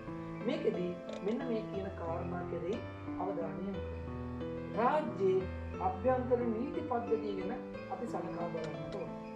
ඊළඟට තමයි බලපත්‍ර ලබා දීම, ආචාර ධර්ම පද්ධති, දේශපාලනික ප්‍රභූ සම්බන්ධතා කළමනාකරණය. අපි ගත්තොත් එහෙම රජයට අයත් නිලධාරීන් ඉන්නවා, රජයට අයත් ප්‍රධානීන් ඉන්නවා. ඒ අයට ඕන විදිහට වැඩ කරන්න බෑ. ඒ අය වැඩ කරන්න ඕන රාජ්‍ය ප්‍රතිපත්තිය අනුව. මම පුද්ගලිකව ගත්තොත් අයිති වෙන්නේ රජයේ ගුරුවරයෙක්. එතකොට මම අයිති වෙන්නේ රජයට. මට ඕන දේවල් කරන්න බෑ. මම මේ YouTube channel එක තුල ඔයගොල්ලන්ට උගන්වන්න ඕන නිශ්චිත විෂය නිර්දේශය පමණයි. මම රජයේ නිලධාරියෙක් විදියට බැඳිලා ඉන්නවා ඒක කරන්න. එතකොට මම ක්‍රියාත්මක කරන්නේ මේ රාජ්‍ය මහජන සම්බන්ධතාවය කියන කොට පැහැදිලි වෙනවා. ව්‍යවස්ථාදායක, විධායක, අධිකරණය කියන කුළුණු තුන මත තමයි රජයක් ගොඩනැගෙන්නේ, රාජ්‍යයක් ගොඩනැගෙන්නේ. එතකොට ව්‍යවස්ථාදායක, විධායක, අධිකරණ කියන කොටස් තුනේ අපි අයිති වෙන්නේ රාජ්‍ය සේවය කියන එක විධායකයට අයිති වෙනවා. නමුත් අපි කටයුතු කරන ආකාරය ඍජුවම රාජ්‍ය මහජන සම්බන්ධතා කියන එකට අදාළ වෙනවා. එතකොට මේ රාජ්‍ය මහජන සම්බන්ධතා කියන එක තුළ ඊළඟට වැදගත් වෙනවා පොළඹවාලීම සහ පොළඹවන්නාගේ කාර්යභාරය. මේ රාජ්‍ය මහජන සම්බන්ධතාවය තුළ රජයෙන් ඉදිරිපත් කරන ප්‍රතිපත්ති, රජයේ වැඩසටහන්, රජයේ ක්‍රියාත්මක කරන ක්‍රියාදාම, මේ සියලුම දේවල් සඳහා මිනිස්සු පොළඹවා ගන්න ඕන, නැත්නම් රජය අසාර්ථකයි. ඔබට පැහැදිලි ඇති රාජ්‍ය මහජන සම්බන්ධතා කියන්නේ මොකක්ද කියන එක. මම ඊළඟට කතා කරනවා ආයතනික මහජන සම්බන්ධතා කියන්නේ මොකක්ද කියන එක. මොකක්ද මේ ආයතනික මහජන සම්බන්ධතා කියලා කියන්නේ? ආයතනික මහජන සම්බන්ධතා කියලා කියන්නේ ආයතනික අභ්‍යන්තර හෝ බාහිර පාර්ශ්ව සමග සම්බන්ධතා පැවැත්වීමයි. මේකෙදී අපි සලකා බලනවා මෙන්න මේ කියන ප්‍රජාවන් කෙනෙක්. සේවකුන්, ප්‍රජා, රාජ්‍ය, මාධ්‍ය, පාරිභෝගිකයෝ, නැත්නම් ප්‍රතිලාභිකයෝ, නැත්නම් ආයෝජකයෝ, සම්පත්දායකයෝ. ඔන්න ඔය කියන පාර්ශ්වයන් අදාළ යම්කිසි ආයතනයකට ඔය කියන සියලුම පාර්ශ්වයන් එක්ක සම්බන්ධතා පැවැත්වීම ආයතනයකට අත්‍යවශ්‍යයි. ඒකට අපි කියනවා ආයතනික මහජන සම්බන්ධතා. මේ ආකාරයට විවිධ වූ පාර්ශ්ව සමග සම්බන්ධතා පැවැත්වීම වලින් ආයතනයේ හොඳහිත හා මහජන ප්‍රතිරූපී ඉහළ නැංවීම ආයතනික මහජන සම්බන්ධතාවය කියලා අපි ඉදිරිපත් කරනවා. ඊළඟට ආයතනික මහජන සම්බන්ධතා පැවැත්වීමේ ප්‍රධාන ශේෂ්ත්‍රයන් පිළිබඳ අවධානය යොමු කරන්න ඕන. මෙන්න මේ ශේෂ්ත්‍රයන් පිළිබඳව ආයතනික මහජන සම්බන්ධතා 1. ආයතනයේ කීර්තිය කෙරෙහි සැලකීමක් වෙනවා. 2. ආයතනයට හා සම්බන්ධ පාර්ශ්වවල පිවිසුම. ආයතනයට සම්බන්ධ අය කවුද? ඒ සම්බන්ධ අයවලින් සම්බන්ධ සංවිධාන, සම්බන්ධ පාර්ශ්ව කොහොමද ආයතනයත් එක්ක ගනුදෙනු කරන්නේ කියන එක. ඊළඟට විවිධ මත සාගන්න, විවිධ මත හදන අය ඉන්නවා. කිසියම් ආයතනයක යම්කිසි භාණ්ඩයක් හෝ සේවාවක් ඉදිරිපත් කරන ආයතනයක ඒ භාණ්ඩය හෝ සේවාව පිළිබඳ මතයක් හදන්න පුළුවන් පිටින් අයට මේවා පුළුල් මාතෘකා නමුත් මම මේ අවස්ථාවේ නිශ්චිත කරුණු පමණයි ඔබට ඉදිරිපත් කරන්නේ. ඊළඟ කාරණය තමයි මාධ්‍ය, ජනමාධ්‍ය, නව මාධ්‍ය වැදගත් වෙනවා ආයතනික මහජන සම්බන්ධතා ආර්ය තුලදී. මීළඟ මහජන සම්බන්ධතා අවස්ථාව විදිහට මම ඉදිරිපත් කරනවා ඔබට වෘත්තීය මහජන සම්බන්ධතා. වර්තමාන තත්ත්වයේ පිළිබඳ සලකා බැලීමේදී මහජන සම්බන්ධතා කියලා කියන්නේ පොදු විෂයාත්මක පදනම අභිභවා ගිහිල්ලා වෘත්තීය තත්ත්වයක් බවට පත් වෙලා කියන එක අපිට පැහැදිලි කරගන්න පුළුවන්. ලෝකයේ විවිධ සංවර්ධිත රටවල් මේ විෂය ඉහළම වැටුප් ලබන විෂයන් බවට පත් කරලා තියෙනවා, ශ්‍රේෂ්ඨයන් බවට පත් කරලා තියෙනවා. ආයතනික ඉහළම කළමනාකරන ශේත්‍ර නියෝජනය කරන වෘත්තිකයන් සියලුම දෙනා මේ මහජන සම්බන්ධතාවය කියන එක පුළුල්ව ඉගෙනගත්ත පුද්ගලයන් බවට පත් වෙලා තියෙනවා. ඒ අනුව වෘත්තීය මහජන සම්බන්ධතා අධ්‍යයනයේදී මෙන්න මේ කියන මූලිකාංගකදී අපි අවධානය යොමු කරනවා. 1. මහජන සම්බන්ධතා හා වෘත්තීය භාවය අතර ඇති සම්බන්ධය ගැන සලකා බලමු. 2. මහජන සම්බන්ධතා සඳහා අවශ්‍ය වන්නා වූ පූර්ව සුදුසුකම් මොනවද කියලා අපි සලකා බලමු. ඊළඟ කාරණේ පරිවේෂණ හා දැනුම පිළිබඳව අපි සලකා බලමු. 4 වෙනි කාරණේ පුහුණුව හා වෘත්තීය වර්ධනය පිළිබඳව අපි කතා කරනවා. ඊළඟ කාරණේ වෘත්තීය කාර්ය මණ්ඩල හා නියෝජනය පිළිබඳව කතා කරනවා. ඊළඟ කාරණේ අපි කතා කරනවා චර්යාධර්ම පද්ධති පිළිබඳව සලකා බලමු. ඊළඟට අපි කතා කරනවා නියැලෙන්නාගේ විශ්වසනීයත්වය. මේ නියැලෙන අය කොච්චර විශ්වාසවන්තද කියන එක පිළිබඳව කතා කළ යුතුයි මේ මාතෘකාව යටතේ. ඊළඟට අපි කතා කරනවා චර්යාධර්ම පද්ධති ආයතනයක තියෙන්න ඕන දෙයක්. ඊළඟට අපි කතා කරනවා මේ නියැලෙන්නාගේ විශ්වසනීයත්වය. ඊළඟට අපි කතා කරනවා අන්තර්ජාතික ගැටලු පිළිබඳ අවබෝධය, සමාජ වගකීම කියන කාරණා පිළිබඳව අපි මෙහිදී සලකා බලමු. 4 වෙනි මාතෘකාව විදිහට අපි කතා කරනවා මහජන සම්බන්ධතා අවස්ථා, ව්‍යාපාර මහජන සම්බන්ධතා. ලාභ ලැබීම අරමුණු කරගත් ව්‍යාපාරයක් විසින් තම දියුණුව උදෙසා කරනු ලබන විවිධ උපක්‍රම ව්‍යාපාරික මහජන සම්බන්ධතා විදිහට අපිට හඳුන්වා දෙන්න පුළුවන්. ඒකෙදී තමන්ගේ ව්‍යාපාරවල විවිධ අවස්ථා සඳහා පාරිභෝගිකය ආකර්ෂණය කර ගැනීමට ඔහු මේ ක්‍රමේ භාවිතා කරනවා. තමන්ගේ ව්‍යාපාරයෙන් මෙන්න මේ වගේ දේවල් ඔවුන් කරනවා. නව භාණ්ඩයක් හෝ සේවාවක් හඳුන්වා දීම සිද්ධ කරනවා. තරගකාරීත්වයක් පවතින අවස්ථාවක ඇතිවන ප්‍රතිවිරෝධය ජය ගන්න ඔවුන් කටයුතු කරනවා. පාර්ශවකරුවන් අතර ඇතිවන මතභේදාත්මක තත්ත්වයන් සමනය කරගන්නට මහජන සම්බන්ධතාවය යොදා ගන්නවා. ඇතිවන අයහපත් ව්‍යාජ සිද්ධියක් මත, ව්‍යාජ ප්‍රසිද්ධියක් මත ප්‍රතිරූපයට සිද්ධ වන හානි අවම කිරීම සිද්ධ කළ යුතුයි. මේකෙදී ඔවුන් මහජන සම්බන්ධතා උපක්‍රම භාවිතා කරනවා. මොනවද භාවිතා කරන උපක්‍රම කියලා බලමු අපි ආයතනය. වෙළඳ වට්ටම් ලබා දීම ව්‍යාපාරයක් තුළ ඉදිරිපත් කරනවා. වෙළඳ වට්ටම් ලබා දෙනවා. ඩිස්කවුන්ට් එකක් දෙනවා. විශේෂ ප්‍රවර්ධන කටයුතු සිදු කරනවා.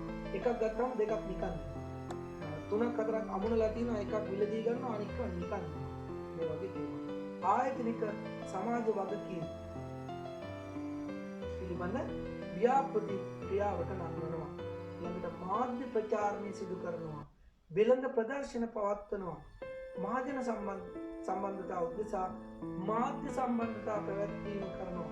ඊළඟට අනුග්‍රාහකත්වය ඉදිරිපත් කරනවා. අපි දන්නවා මේ අනුග්‍රාහකත්වය ගැලපෙන්න ඕන. අපේ ඉස්කෝලේක තියෙන ක්‍රීඩා උත්සවයකට අනුග්‍රාහය සපයනවා. ශ්‍රීනිවාසකලා මෙගීනියෝස්. එහෙම නැත්නම් පාසල් උපකරණ පිළිබඳ ආයතනය වගේ දේවල් ගැලපෙනවා. සමපෝෂණ වගේ දේවල් ආයතන ගැලපෙනවා. නමුත් නොගැලපෙන ආයතනයක් එතෙන්ට ගැලපෙන්නේ නැහැ. උදාහරණයක් විදිහට සිද්ධාලේපුද මහත්තයා ඇවිල්ලා ස්පෝර්ට් මීට් එකකට අනුග්‍රහකත්වය දෙන්නට වැඩක් කරනවා. සිද්ධාලේපුද මහත්තයා ගැලපෙනවා සිරිපාද යන කට්ටියගේ සිද්ධාලේප ගන්න වගේ අනුග්‍රහකත්වය ලබා දෙනවා. ඊළඟට බලන්න ලංකා ක්‍රිකට් ටීම් එකට අනුග්‍රහකත්වය දෙන ආයතන කවුද කියලා මතක් කරගන්න. ලෝක කුසලාන ක්‍රිකට් තරගාවලියට අනුග්‍රහකත්වය දෙන්නේ කවුද කියලා මතක් කරගන්න. ඊළඟට රූපලාවන්‍ය වැඩසටහනකට කවුද අනුග්‍රහකත්වය සපයන්නේ? කාන්තා වැඩසටහනකට කවුද අනුග්‍රහකත්වය සපයන්න ඕන? කාටුන් වැඩසටහනකට කවුද අනුග්‍රහකත්වය සපයන්නේ කියන එක මේකදී මතක් කරගන්න වැදගත්. නිශ්චිතව මම කතා කරගෙන යන්නේ පස්වෙනි කාරණේ විදිහට කතා කරනවා මාධ්‍ය මහජන සම්බන්ධතාව. මාධ්‍ය කොහොමද මහජන සම්බන්ධතාවය පවත්වන්නේ?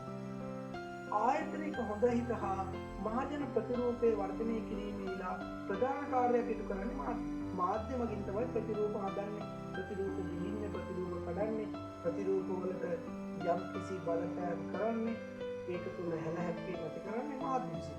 වර්තමානයේ වෙන විට ජනමාධ්‍යයට අමතරව නව මාධ්‍යත් ඉදිරිපත් කරනවා. මේ මාධ්‍ය දිත්තේම යොදා ගන්න පුළුවන් මාධ්‍ය මහජන සම්බන්ධතා සඳහා. මාධ්‍ය නියෝජනය කරන ආයතන ප්‍රධානීන් ඉන්නවා, ජනමාධ්‍ය වේදීන් ඉන්නවා, විශේෂඥයින් ඉන්නවා, කතුවරුන් ඉන්නවා, සංස්කාරකවරුන්, ඡායාරූප ශිල්පී, පිටපත් රචකයන්, මේ සියලුම දෙනා සමග සම්බන්ධතා පැවැත්වීම මේ මාධ්‍ය මහජන සම්බන්ධතාවේ ආරම්භය. මේකෙදි අපිට යොදා ගන්න පුළුවන් මෙන්න මේ කියන උපක්‍රම. 1. පුවත්පත් නිල නිවේදන. 2. මාධ්‍ය සාකච්ඡා. 3. ඡායාරූප නිවේදන. 4. වීඩියෝ ප්‍රවෘත්ති. මාධ්‍ය කෙටි ඉදිරිපත් කිරීම හා පැහැදිලි කිරීම. පූර්ව ප්‍රචාරක දැන්වීම. ප්‍රවර්ධන වැඩසටහන්. ඊළඟ කාරණේ විදිහට මම කියනවා මාධ්‍ය ප්‍රකාශකයන් පුහුණු කිරීම, මාධ්‍යවේදීන් වෙනුවෙන් සාධක වීම, තෑගි භෝග ලබා දීම, විවිධ උපක්‍රම සුබපැතුම් පත්‍යවීම වගේ දේවල් මේකෙදි භාවිතා කරනවා. අපි දන්නවා යම් යම් පාලකයෝ, යම් යම් රාජ්‍ය නායකයෝ මාධ්‍යවේදීන් ගෙනලා මාධ්‍යවේදීන්ට ලැප්ටොප් දෙනවා, කැමරා බෙදනවා, සියලුම දේවල් කරනවා. මේ මාධ්‍ය මහජන සම්බන්ධතාවය ඒකේ පණිවිඩය තමයි මට විරුද්ධව මුකුත් දාන්න එපා මල්ලි කියන එකයි ඒකේ අරමුණ මතක් කරගන්න. මොන අපි කතා කරන්නේ කියේ මහජන සම්බන්ධතා අවස්ථා. මහජන සම්බන්ධතා අවස්ථා නැවතම මතක් කරනවා. මහජන සම්බන්ධතා අවස්ථා ටික 1. රාජ්‍ය මහජන සම්බන්ධතා, 2. ආයතනික මහජන සම්බන්ධතා, 3. වෘත්තීය මහජන සම්බන්ධතා, 4. ව්‍යාපාර මහජන සම්බන්ධතා, 5. මාධ්‍ය මහජන සම්බන්ධතා. මේ පාඩම් කොටස අවසානයේ මම ඔබට ඉදිරිපත් කරන ඇගීම අපේ විෂය නිර්දේශක කියන ඇගීමක්. මේ ඇගීම කෙරෙහි අවධානය කරන්න. මේ ඇගීම වල තියෙන කරුණු ඔබගේ පළමුවෙනි වර්ෂයේ පැවැත්වෙන විභාගය තමයි මේ 2020 වර්ෂයේ පැවැත්වෙන නව විෂය නිර්දේශය. අපි ටිකක් අවධානය යොමු කරන්න ඕන මේ ඇගීම. 1. මහජන සම්බන්ධතා අවස්ථා නිදසුන් දක්වමින් පැහැදිලි කරන්න. 2. ආයතනයක් ලෙස ඔබේ පාසල බාහිර සමාජයත් සමග සම්බන්ධතා පැවැත්වීමේ ස්වභාවය අධ්‍යයනය කර පරිගණක ප්‍රස්තුතිකරණයක් PowerPoint presentation එකක් පන්තියට ඉදිරිපත් කරන්න. ඔන්න ඔය කාර්යය තමයි අපි මේ පාඩම් කොටස අවසන් කරන්නේ. ඊළඟ මාතෘකාව විදිහට අපි ඉදිරිපත් කරනවා මහජන සම්බන්ධතා මෙවලම් හා විධික්‍රම. මහජන සම්බන්ධතා මෙවලම් මොනවද? මහජන සම්බන්ධතා විධික්‍රම මොනවද කියන එක තමයි අපි කතා කරන්නේ. මහජන සම්බන්ධතා ගොඩනැගීම සඳහා භාවිතා කළ හැකි මෙවලම් තියෙනවා, විධික්‍රම තියෙනවා. මෙවලම් කියන්නේ එකක්, විධික්‍රම කියන්නේ එකක්. අපි බලමු මොනවද මේ. මෙවලම් හා විධික්‍රම භාවිතා කරන ආකාරය ආයතනින් ආයතනයට පුද්ගලයාගෙන් පුද්ගලයාට වෙනස්. මගලඟක් තියෙනවා මහජන සම්බන්ධතා මෙවලම් තියෙනවා, මහජන සම්බන්ධතා විධික්‍රම තියෙනවා. ඔබ ගාවක් තියෙනවා මහජන සම්බන්ධතා මෙවලම්, මහජන සම්බන්ධතා විධික්‍රම. අපි කියනවා කෙනෙක් දැක්කම නියම පුරා, නියම බලස්සේ. තව කෙනෙකුට කියනවා අන්න අපි පළවෙනියට කිව්වේ මහජන සම්බන්ධතා උසස් මට්ටමේ තියෙන පුද්ගලයෙක්. දෙවෙනි පුද්ගලයා මහජන සම්බන්ධතා කියන වචනයක් ගන්න පුද්ගලයෙක්. ඒක නිසා අපි කියන්නේ අපි විශ්වවිද්‍යාලයේ එහෙම මගේ යාළුවෙක් හිටියා. එයාගේ කාඩ් එක තමයි සැමට සින්න. කියන්නේ දකින්න හැම කෙනාටම හිනාවෙවි යනවා. අද රාජ්‍ය සේවයේ ඉහළ නිලකලයක් කරන මගේ යෙහෙලිය. එතකොට අපි ඇයට කිව්ව සැමට සින්නා කියලා. අපි දැන් විෂය ඉගෙන ගන්නකොට අපි දන්නවා ඇයගේ මහජන සම්බන්ධතා මෙවලම් විධික්‍රම ඉතා උසස් මට්ටමේ පවතිනවා. ඔබට ඉතා වැදගත් වෙනවා තමන්ගේ නායකත්වයේ තමන්ගේ පෞරුෂය ගොඩනගා ගැනීමේදී මේ කියන විෂය කරුණු. බලමු අපි මොනවද මේ විෂය කරුණු වලින් ඉදිරිපත් කරන්නේ. මේ මහජන සම්බන්ධතාවය පිළිබඳව අපි කතා කරොත් එහෙම ද්විමාර්ගික හෝ ඒකමාර්ගික සංනිවේදන ක්‍රම භාවිතා කරන්නට පුළුවන් කියලා අපි මේකෙදි කතා කරන්න ඕනේ. ඒකමාර්ගික සංනිවේදන ක්‍රම ක්‍රියාත්මක වන සාම්ප්‍රදායිකව භාවිතා වෙච්ච මහජන සම්බන්ධතා මෙවලම් විධික්‍රම මෙන්න මේ ආකාරයට අපි දක්වන්න පුළුවන්. අපි බලමු මෙවලම් කියන්නේ මොනවද කියලා. මෙවලම් ප්‍රවෘත්ති නිවේදන, මාධ්‍ය කට්ටල, පොත් පින්තූර, විස්තර පත්‍රිකා, පුවත් හසු, වාර්ෂික වාර්තා, ඡායාරූප. ඔන්න මේවල. මේවා තමයි මේවලම් කියලා කියන්නේ. අපි බලමු විදික්කම කියන්නේ. මේ මහජන සම්බන්ධතාවය සඳහා යොදා ගන්න පුළුවන් විදික්කම. තෑගි ලබා දීම, සම්මාන පිරිනැමීම, දිරිදීම, උපදේශනය, අරමුදල් ලබා දීම, මහජන මතය විමසීම, විශේෂ සිද්ධි කළමනාකරණය කියන කාරණා තමයි විදික්කම වලට අයිති. මේ මහජන සම්බන්ධතා මෙවලම් විදික්කම කියනවා එකිනෙකට වෙනස්. ඒකට පැහැදිලි. හැබැයි අපි මේ මෙවලම් භාවිතා කරන්නත් පුළුවන්, විදික්කම භාවිතා කරන්නත් පුළුවන්. ඇතැම් අවස්ථාවලදී දෙකම භාවිතා කරනවා. ද්විමාර්ගික සංනිවේදනයක් ක්‍රියාත්මක වන නව මහජන සම්බන්ධතා මෙවලම් මෙන්න මේ ආකාරයට අපි ඉදිරිපත් කරනවා. අපි මුලින් කතා කරේ ඒකමාර්ගික සංනිවේදනය තුල. බලමු අපි ද්විමාර්ගික ක්‍රමය තුල වීඩියෝ සම්මන්ත්‍රණ, වීඩියෝ ප්‍රවෘත්ති නිකුත් කිරීම 3, අන්තර්ජාල මහජන සම්බන්ධතා 4, විද්‍යුත් මාධ්‍ය කට්ටල 5, විද්‍යුත් මාධ්‍ය මධ්‍යස්ථාන කියලා උදාහරණ ඉදිරිපත් කරනවා. ඒකමාර්ගික සංනිවේදනකම වලට වඩා ද්විමාර්ගික සංනිවේදනකම භාවිතා වන මේ නව මහජන සම්බන්ධතා වල ආයතනයේ විසින් පාර්ශවකරුවෝ ඍජුවම සම්බන්ධ කරගන්නට පුළුවන්. ඒකෙදි ලැබෙන ප්‍රතිචාර අනුව ඒ අවස්ථාවේදීම අපිට පුළුවන් අපේ සාර්ථක අසාර්ථක භාවය විමසා බලන්න. ආයතනයක අභ්‍යන්තර මහජන සම්බන්ධතාවලදී සේවකයන් හා කළමනාකරුවන් අතර සංනිවේදනය සිද්ධ වෙනවා. මේ සඳහා විවිධ මහජන සම්බන්ධතා මෙවනම් භාවිතා කරන්න පුළුවන්. අභ්‍යන්තර ඇමතුම් පද්ධතිය යොදා ගන්න පුළුවන්, පුවත් අසන යොදා ගන්න පුළුවන්, යෝජනා පෙට්ටිය යොදා ගන්න පුළුවන්, විද්‍යුත් තැපෑල යොදා ගන්න පුළුවන් මහජන සම්බන්ධතා සඳහා. ආයතනික මහජන සම්බන්ධතා වලදී සමස්ත සංවිධානයෙන් වෙනුවෙන් සියලුම පාර්ශවකරුවන් උදෙසා සංනිවේදනය වීම අවශ්‍ය වෙනවා. මේක ලාභය පමණක් අරමුණු කරගන්නේ නැතුව ආයතනයේ පොදු අවශ්‍යතා සහ පැවැත්ම සඳහා පදනම් කරගෙන වාර්ෂික වාර්තා, සම්මන්ත්‍රණ, ආචාර ධර්ම ප්‍රකාශන වගේ දේවල් පවත්වන්න පුළුවන්. ඊළඟට වාර්ෂික සංචාරය යොදා ගන්න පුළුවන්. මහජන සම්බන්ධතා මෙවනම් විදියට භාවිතා කරන්න පුළුවන්. ඔය මම කියන කාරණා ප්‍රමාණය. මාධ්‍ය සම්බන්ධතාවලදී මාධ්‍ය නියෝජනය කරන ආයතන ප්‍රධානීන්, ජනමාධ්‍යවේදීන්, විශේෂඥයින්, කතුවරුන්, සංස්කාරකවරුන්, ඡායාරූප ශිල්පීන්, පිටපත් රචකයන් ඔය කියන අයත් එක්ක යහපත් සම්බන්ධතා පැවැත්වීම මාධ්‍ය සම්බන්ධතාවයේ ප්‍රධාන අංගය. ව්‍යාපාර සම්බන්ධතාවය අපි ව්‍යාපාර සම්බන්ධතාව ගැන කතා කරන්නේ. ව්‍යාපාර මහජන සම්බන්ධතා ව්‍යාපාර සංනිවේදනයේදී යම් ව්‍යාපාරයක් විසින් අනිකුත් ව්‍යාපාර සංග සංනිවේදන සම්බන්ධතා පවත්වාගෙන යන එක අපිට මේකදී හඳුනා ගන්න පුළුවන්. සැපයුම්කරුවෝ, ගැනුම්කරුවෝ, බෙදා හරින්න නියෝජිතයන්, වෙළෙන්දන් ව්‍යාපාරයට සම්බන්ධ විවිධ අය සමග සම්බන්ධතාවයේ පවත්වාගෙන යන සිදුවන. මේකෙදී ප්‍රදර්ශන, වෙළඳ අවස්ථා, පුවත් හසුන, විදේශ සංචාර වගේ මහජන සම්බන්ධතා මෙවලම් හා විදික්කම භාවිතා කළ හැකියි. මහජන කටයුතු වලදී දේශපාලඥයින්, සිවිල් ක්‍රියාකාරී, ආගමික නායකයන් වගේ ජනමත සකස් කරන පුද්ගලයන් සම්බන්ධතා පැවැත්වීම සිද්ධ කරනවා. මේකෙදී විවිධ මහජන සම්බන්ධතා මෙවලම් පත්කම් විවිධ අපිට භාවිතා කරන්න පුළුවන්. මාධ්‍ය උපදේශන, පෞද්ගලික හමුවීම්, මහජන රැස්වීම් වගේ දේවල් මේ අපි මහජන සම්බන්ධතාවයේ උදෙසා දේශපාලඥයින්, සිවිල් ක්‍රියාකාරීන් සිදු කරනවා කියලා හඳුනා ගන්න පුළුවන්. ප්‍රජා සම්බන්ධතා තුළදී අපි හඳුනා ගන්නවා දේශීය ගැමි හෝ නාගරික ප්‍රජා කණ්ඩායම් තෝරාගත් නියෝජිතයන්, ප්‍රජා නායකයින් සමග සම්බන්ධතා පවත්වාගෙන යාම සිදු වෙනවා. මේකෙදී විවිධ මහජන සම්බන්ධතා මෙවනම් සහ විදික්කම හඳුනාගත හැකියි. ප්‍රදර්ශන ප්‍රවෘත්ති, ඉදිරිපත් කිරීම, ලිපියවීම, රැස්වීම් ප්‍රවෘත්ති, කුඩා කණ්ඩායම් ක්‍රියාකාරකම්, ක්‍රීඩා කටයුතු සඳහා අනුග්‍රහකත්වය ලබා දීම ආදිය භාවිතයට ගන්න පුළුවන්. ආයෝජක සම්බන්ධතාවලදී ආයෝජක මහජන සම්බන්ධතාවලදී මූල්‍ය කටයුතු ආශ්‍රිත සංවිධාන හා පුද්ගලයන් සමග සම්බන්ධතා පැවැත්වීම සිදු කරනවා. මේකෙදී විවිධ මහජන සම්බන්ධතා මෙවලම් හා විදික්කම ලෙස අපිට හඳුනා ගන්න පුළුවන්. පුවත් අසුන, මාධ්‍ය නිවේදන, අවස්ථා හා වැඩසටහන් දියත් කිරීම උදාහරණයක් විදිහට හඳුන්වා දී. අපි දන්නවා රටක සිද්ධ වෙනවා ආපදා කළමනාකරන ආපදා අවස්ථා. අපි දන්නවා රටක සිද්ධ වෙනවා ආපදා අවස්ථා. මේ ආපදා කළමනාකරණය කියන ලොකු විෂය.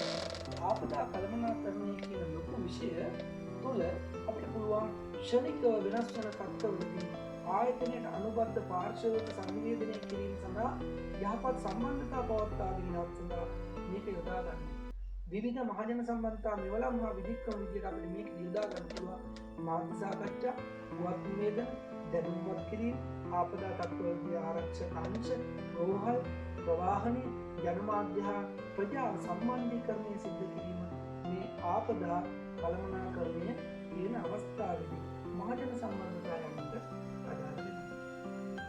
ප්‍රකාශන කළමනාකරණය කියන එක ගත්තොත් අපි ආයතනයේ සිදු කරන මාධ්‍ය හා සංනිවේදන ක්‍රියාකාරකම් අධීක්ෂණය කිරීම මේක සිද්ධ වෙනවා. අපි ආයතනයේ ඉදිරිපත් කරන ප්‍රකාශනය, සංනිවේදන ක්‍රියාකාරකම, මාධ්‍ය ක්‍රියාකාරකම අධීක්ෂණය කිරීම මේක සිද්ධ වෙනවා.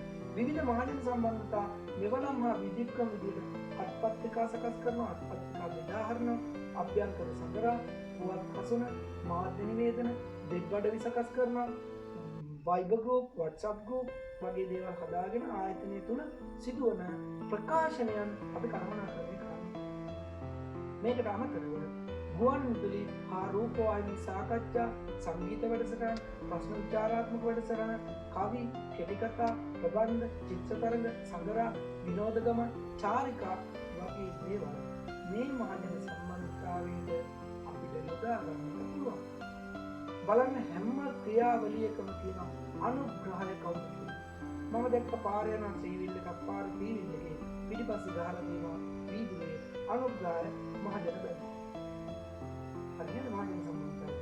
ඊළඟ එකේ මම දැක්ක ගහලා තියෙනවා අනුග්‍රහය නන්දම්ම. එතකොට ඔහුට ත්‍රිවිල් එක පිට දී ගන්නවා. අනුග්‍රහය සපයලා තියෙනවා. එතකොට මහජන සම්බන්ධය. ඒක තුල සිද්ධ වෙන්නේ ඒ පුද්ගලයා මහජන සම්බන්ධතාවය පිළිබඳ පණිවිඩයක් ඉදිරිපත් කරනවා අපි. එතකොට ඔන්න ඔය ආකාරයට අපිට මහජන සම්බන්ධතාව කියන පුළුල් විශේෂයෙන් බොහොම සරලව පුළුල් දාගෙන යන්න කතා කරන්නට පුළුවන්. අපි බලනවා මේ පාඩම් කොටස අවසානයේ අපිට ඉදිරිපත් වෙලා තියෙන හැඟීම මොන ආකාරයෙන්ද කියලා. 1. මහජන සම්බන්ධතාව මෙවලම් හා විධික්‍රම ලැයිස්තුවක් සකස් කරන්න. 2. පාසලේ යම් උත්සව අවස්ථාවකදී මාධ්‍ය අනුග්‍රහකත්වය ලබා ගැනීම සඳහා භාවිතා කළ හැකි මහජන සම්බන්ධතා මෙවලම් හා විධික්‍රම නිදසුන් දක්වමින් පැහැදිලි කරන්න. 3. රාජ්‍ය හා පෞද්ගලික ආයතන දෙකක භාවිත වන මහජන සම්බන්ධතා මෙවලම් හා විධික්‍රම නිරීක්ෂණය කර සංසන්දනාත්මකව පැහැදිලි කරන්න. ඔන්න ඒ කියන කාරණා ටික තමයි අපි මේ පාඩම් කොටසේ ඇගයීම විදිහට ඔබට ඉදිරිපත් කරන්නේ. ඊළඟ මාතෘකාව විදිහට මම ඔබට කියලා දෙන්නට යන්නේ මහජන සම්බන්ධතා නිලධාරියා ඔහුගේ කාර්යභාරය. කවුද මේ මහජන සම්බන්ධතා නිලධාරියා? මොකක්ද එයාට තියෙන වැඩ? අපි බලමු. මහජන සම්බන්ධතා නිලධාරියාගේ කාර්යභාරය. මහජන සම්බන්ධතා නිලධාරියා පබ්ලික් රිලේෂන්ස් ඔෆිසර්. අපි PRO කියලා එයාට කියනවා. ආයතනය හා සම්බන්ධ වන අභ්‍යන්තර හා බාහිර පාර්ශවයන් අතර මනාව වූ සම්බන්ධතාවයක් ඇති කරන නිලධාරියෙක්. මොකට හොඳ පෙනුමක් තියෙනවා, හොඳ කතා විලාසයක් තියෙනවා, හොඳ දැනුමක් තියෙනවා, හොඳට අනිත් මිනිස්සුන්ව අවබෝධ කරගන්න ඕන. එහෙම පුද්ගලයෙක් ඉන්න ආයතනයක් දිනෙන් දින දියුණු වෙනවා. එහෙම නැති වුණාම වෙන දේ ගැන මතක් කරගන්න උදාහරණ නැති ඕන තරම් මේ රටේ වැඩිපුරම තියෙන්නේ ඔය ආකාරයේ වන්නේ මහජන සම්බන්ධතාවයේ බිඳුව වෙන ආයතන තමයි වැඩිපුරම තියෙන්නේ. ඒක නිසා තමයි අපි මේ විෂය නිර්දේශයන් තුළ මේ පාඩම් ගැඹුරින් උගන්වන්නේ. ඔබ රටේ අනාගතේ බාර ගන්න නිසා. කිසියම් ආයතනයක මහජන සම්බන්ධතා ක්‍රියාකාරකම් පිළිබඳ වගකීම් ගන්න පුද්ගලයා මහජන සම්බන්ධතා නිලධාරියා. ඔහුගේ කාර්යභාරය වන්නේ ආයතනය පිළිබඳ යහපත් ආකල්පයක් ඇතිවනන්දමින් ජනතාව වෙත තොරතුරු සම්පාදනය කර දීමයි. යනුවෙන් තමයි ඉදිරිපත් කරන්නේ Cambridge Business English Dictionary. Cambridge Business English Dictionary 2015 වර්ෂයේ ඉදිරිපත් කරලා දෙන නිර්වචනය තුළ සඳහන් වෙනවා. අතීතයේ සිට පැවතෙන මහජන සම්බන්ධතා නිලධාරී වෘත්තිය හැඳින්වූ නාම කීපයක් තියෙනවා. උදාහරණයක් විදිහට ශ්‍රී ලංකාවේ ഘോഷක අපි ආගෙන කුම්භ ഘോഷක කතා. මිසරේ නම් අපි කියලා අනුනාග දීලා තියෙන්නේ ලියන්න. ඊශ්‍රායලයේ ශාස්ත්‍රවරයා දිවසිවරයා කියලා ඉදිරිපත් කරලා තියෙනවා. යුරෝපයේ ප්‍රචාරකයා එංගලන්තයේ ප්‍රධාන උපදේශකයා කියලා කියන්නේ මේ මහජන සම්බන්ධතා සඳහා හිටපු නිලධාරීන්ගේ නම්. අපි කතා කරනවා මහජන සම්බන්ධතා නිලධාරියාට සමාජ විද්‍යාව, මානව විද්‍යාව, මනෝවිද්‍යාව, ජීව විද්‍යාව, ආර්ථික විද්‍යාව, දේශපාලන විද්‍යාව, අලෙවිකරණය හා සංනිවේදනය වැනි විෂය පිළිබඳ පුළුල් දැනුමක් පවතින්නට ඕන. ආයතනයේ සිදු කරන ක්‍රියාවලිය ජනතාව අතරට ගෙන යන්නේ මේ මහජන සම්බන්ධතා නිලධාරියා. ආයතනයේ පරමාර්ථය ඉටු කරගන්න මෙවලම් උපක්‍රම භාවිතා කරලා මහජන සම්බන්ධතාවය ක්‍රියාත්මක කරන්න ඕන මේ මහජන සම්බන්ධතා නිලධාරියා. ඔහු සම්බන්ධතා හදන්න ඕන, සැලසුම් කරන්න ඕන, ඒවා අධීක්ෂණය කරන්න ඕන, සම්බන්ධීකරණය කරන්න ඕන, ඒවාට අවශ්‍ය අභිප්‍රේරණය ලබා දෙන්න ඕන කියන පුද්ගලයන්ට ආරම්භක ශක්තිය ලබා දීම මහජන සම්බන්ධතා නිලධාරියා විසින් සිදු කළ යුතුයි. මහජන සම්බන්ධතා නිලධාරියා ආයතනයේ රැස්වීම් සංවිධානය කිරීම, දැන්වීම් සම්බන්ධීකරණය කිරීම, මාධ්‍ය නිවේදන නිකුත් කිරීම, උපදේශන සේවා ක්‍රියාත්මක කිරීම හා මාධ්‍ය සමග සමීප සම්බන්ධතා ගොඩනගා ගැනීම වගේ කාර්යයන් ඉටු කරන්න ඕන කියලා ඔබ මතක තබා ගත යුතුයි. මහජන සම්බන්ධතා නිලධාරියා සතුව කුසලතා හා ගුණාංග තියෙන්න ඕන මේ ආකාරයෙන්. 1. අභිප්‍රේරණාත්මක කතනය. ඔහු කතා කරපුවම අනිත් මිනිස්සුන්ට අභිප්‍රේරණයට ඇතිවෙන යම් කිසි වැඩක් කරන්න ඉදිරිපත් කිරීමේ කුසලතා හොඳ ප්‍රසන්න කෙනෙක් වෙන්න ඕන. 3 වෙනි කාරණය අන්‍යයන්ගේ අදහස් කෙරෙහි අවධානය යොමු කිරීමේ හැකියාව මහජන සම්බන්ධතා නිලධාරියට පැවතිය යුතුයි. වාර්තා, වෘත්තීය ප්‍රකාශන, කතා රචනය හා ඉදිරිපත් කිරීමේ කුසලතාවය මේ නිලධාරියට තිබිය යුතුයි. ප්‍රශස්ත ලෙස ග්‍රාහකයා ඇමදීමේ කුසලතාවය තිබිය යුතුයි මහජන සම්බන්ධතා නිලධාරියෙක් නම්. මහජන සම්බන්ධතා සමීක්ෂණ ඉදිරිපත් කිරීමේ කුසලතා මොහොත පැවතිය යුතුයි. මහජන සම්බන්ධතා නිලධාරියා සතු ගුණාංග විදියට අපිට කියන්න පුළුවන් මෙන්න මේ ගුණාංග. ඔහු අවංක වෙන්න ඕන, ඍජු පුද්ගලයෙක් වෙන්න ඕන, සංවේදී පුද්ගලයෙක් වෙන්න ඕන, සමබර පෞරුෂයකින් යුක්ත වෙන්න ඕන, කාර්යශූර පුද්ගලයෙක් වෙන්න ඕන, සහයෝගීතාවයෙන් වැඩ කළ හැකි පුද්ගලයෙක් වෙන්න ඕන. මහජන සම්බන්ධතා බාර මහජන සම්බන්ධතා නිලධාරියා ආයතනයේ අනෙක් අයට වඩා කැපී පෙනෙනවා. මේ විෂය නිර්දේශය තුළ ඔබ මේ ඉගෙන ගන්න පාඩම් කොටස් ශාස්ත්‍රයෙන් ඔබ ඉතා හොඳ මහජන සම්බන්ධතාවයක් සහිත පුද්ගලයෙක් කියන අපිට බලාපොරොත්තු වෙන්න පුළුවන්. ආයතනික ක්‍රියාකාරීත්වයේදී මහජන සම්බන්ධතා නිලධාරියා වගේම මාධ්‍ය නිලධාරියාත් වැදගත් වෙනවා. ඇතැම් ආයතනවල මහජන සම්බන්ධතා නිලධාරියාගේ කාර්යය ඉටු කරන්නේ මාධ්‍ය නිලධාරියා. මේ දෙන්නම එක්කෙනෙක්. මාධ්‍ය නිලධාරියා කියලා කියන්නේ යම් ආයතනයක හෝ සංවිධානයක මහජන සම්බන්ධතා වර්ධනය කිරීම උදෙසා මාධ්‍ය සමග සම්බන්ධතා පවත්වන නිලධාරියා. ඒකෙදි මාධ්‍ය සම්බන්ධතා පැවැත්වීම උදෙසා මාධ්‍ය නිලධාරියා මේ පහත සඳහන් කාර්ය ඉටු කරනවා කියලා අපි සඳහන් කරනවා. අපි කලින් කතා කරේ මහජන සම්බන්ධතා නිලධාරියාගේ කාර්යභාරය. අපි දැන් කතා කරන්නේ මාධ්‍ය නිලධාරියාගේ කාර්යභාරය. ඔබ හොඳින් මතක තියාගන්න ඕන මේකේ බෙදුම් ලක්ෂයක් නම් නැහැ. මහජන සම්බන්ධතා නිලධාරියාට මාධ්‍ය පිළිබඳ දැනුම තිබිය යුතුයි. මාධ්‍ය නිලධාරියාට මහජන සම්බන්ධතාව පිළිබඳ දැනුම පැවතිය යුතුමයි. ආයතනය පිළිබඳ අපි කතා කරන්නේ මාධ්‍ය නිලධාරියාගේ කාර්යභාරය. අපි කතා කරනවා ආයතනය පිළිබඳ මාධ්‍ය වෙත සිදු කරන ලබන විමර්ශන වලට පිළිතුරු ලබා දීම හා මාධ්‍ය සම්බන්ධන සාකච්ඡා සඳහා ආයතනය වෙනුවෙන් පෙනී සිටින මාධ්‍ය නිලධාරියා බය වෙන්න බෑ. මාධ්‍ය නිලධාරියා හරියට ගිහිල්ලා ඒවට ඉදිරිපත් වෙන්න ඕන. මාධ්‍ය ඇගයීම් වාර්තා සකස් කිරීම, ආයතනය හා සම්බන්ධ ලිපිලිවීම, මාධ්‍ය වාර්තා ප්‍රකාශන බෙදා හැරීම වගේ වදකී ඔහුට තියෙනවා. ආයතනයේ කාර්ය හා නව දැක්ම පිළිබඳව ජනතාව දැනුවත් කිරීමට තොරතුරු සැපයීම මාධ්‍යමය. ආයතනයේ මාධ්‍ය හා ප්‍රවර්තන වැඩසටහන් මෙහෙයවීම, පහසුකම් සැලසීම, ආයතනයේ ජනප්‍රියභාවය වෙන මාධ්‍ය ආවරණ, මාධ්‍ය වැඩසටහන් සංවිධානය කිරීම, ආයතනය පිළිබඳ මහජනතාව හා මාධ්‍ය අතර අවබෝධය ඇති කිරීම, අත්පත්‍රිකා නිකුත් කිරීම, පොත්පිංච ප්‍රවෘත්ති නිවේදන, සංගරා, පුවත්පසුන්, ඡායාරූප, වෙබ් අඩවි සැලසුම් කිරීම, මාධ්‍ය සාකච්ඡා, ප්‍රවෘත්ති සමුළු, ප්‍රදර්ශන සංවිධානය කිරීම, මාධ්‍ය නිවේදන නිකුත් කිරීම, මාධ්‍ය සාකච්ඡා නිකුත් කිරීම, මාධ්‍ය සාකච්ඡා සංවිධානය කිරීම, ඔන්න ඔය විදිහේ කාරණා අපිට මේකට උදාහරණයක් විදිහට ගන්න පුළුවන්. තම ආයතනයේ නිෂ්පාදන පිළිබඳව ප්‍රවර්තන චිත්‍රපට ඉදිරිපත් කිරීම, දැන්වීම් නිර්මාණය කිරීම, රූපවාහිනී, ගුවන් විදුලි, පුවත්පත්, වෙබ් අඩවි සමග සම්මුඛ සාකච්ඡා සඳහා ඉදිරිපත් කිරීම, දුරකථනය හා විද්‍යුත් තැපැල් මගින් අදාළ පාර්ශවය සමග සම්බන්ධතා පැවැත්වීම, මාධ්‍ය ආවරණ සංසන්දනාත්මක විශ්ලේෂණය කිරීම, අර්බුද අවස්ථාවලදී මාධ්‍ය අනිකුත් සම්බන්ධතා භාවිතා කරමින් ඒ කළමනාකරණය කිරීම. ඔබ දන්නවා මේ රටේ මේ පවතින මේ වකවානුවේ තියෙන අර්බුදයේ හමුවේ යුද හමුදා වැදගත් කාර්යභාරයක් ඉෂ්ට කරනවා. මේ යුද හමුදා වැදගත් කාර්යභාරය ඉෂ්ට කරන අවස්ථාවේදී මාධ්‍යයට ඇවිල්ලා කරුණු ඉදිරිපත් කරන්නේ යුද හමුදා මාධ්‍ය ප්‍රකාශක නම් නෙවෙයි. යුද හමුදා මේ තත්ත්වයේ තියෙන දරාරුම්කම හමුවේ ඔහු තමයි ඒ සම්බන්ධයෙන් නිසි බලධාරියා. මෙහෙයුම් මධ්‍යස්ථානයක් ඉදිරිපත් කරලා තියෙනවා, සංවිධානය කරලා තියෙනවා. ඒකේ ප්‍රධානියා විදියට එතුමන් ඇවිල්ලා පුද්ගලිකව මාධ්‍ය ඉදිරිපත් කරනවා. ඔබට පේනවා ඉතින් රාත් 12ට 1ට 2ට 3 වෙනකම් මාධ්‍යයේ වැඩසටහන් වල සහභාගී වෙලා ගිහිල්ලා නැවතත් උදේම ආපහු මාධ්‍යට ඇවිල්ලා තමන්ගේ වැඩ කොටස ඉෂ්ට කරනවා. සමාජ නිලැඳුමේ සිවිල් ලැබුමේ ඇවිල්ලා මාධ්‍යයේ වැඩසටහන් ඉදිරිපත් කරන ආකාරය ඔබට හඳුනාගත හැකියි. මේ උදාහරණය හොඳටම ගැලපෙනවා මාධ්‍ය නිලධාරියාගේ කාර්යභාරය. ඔහු මාධ්‍ය නිලධාරියෙක් නොවුනත් මේ අවස්ථාවේ ඒ භූමිකාව ඉටු කරනවා. නියෝජ්‍ය පොලිස්පතිතුමෙක් ඉන්නවා. ඔබ දන්නවා අජිත් රෝහණතුමා. ඔහු ඉදිරිපත් කරන කාර්යභාරයක්, ඔහු ඉෂ්ට කරන කාර්යභාරයක් මේ වගේ. ඊළඟ කාරණය තමයි මාධ්‍ය නිලධාරියා කරන වැඩ කොටස කියන්නේ මාධ්‍ය ආචාර ධර්ම අනුගමනය කරන්න ඕන. මාධ්‍ය නිලධාරියා කියන කෙනා බොහොම පොලිටි කෙනෙක් වෙන්න ඕන. අපි දන්නවා දැන් අද වෙනකොට වර්තමානයේ මාධ්‍ය ආයතන වල ඉන්න මාධ්‍යවේදියෝ මාධ්‍ය හැර ඕන එකක් ගන්නවා.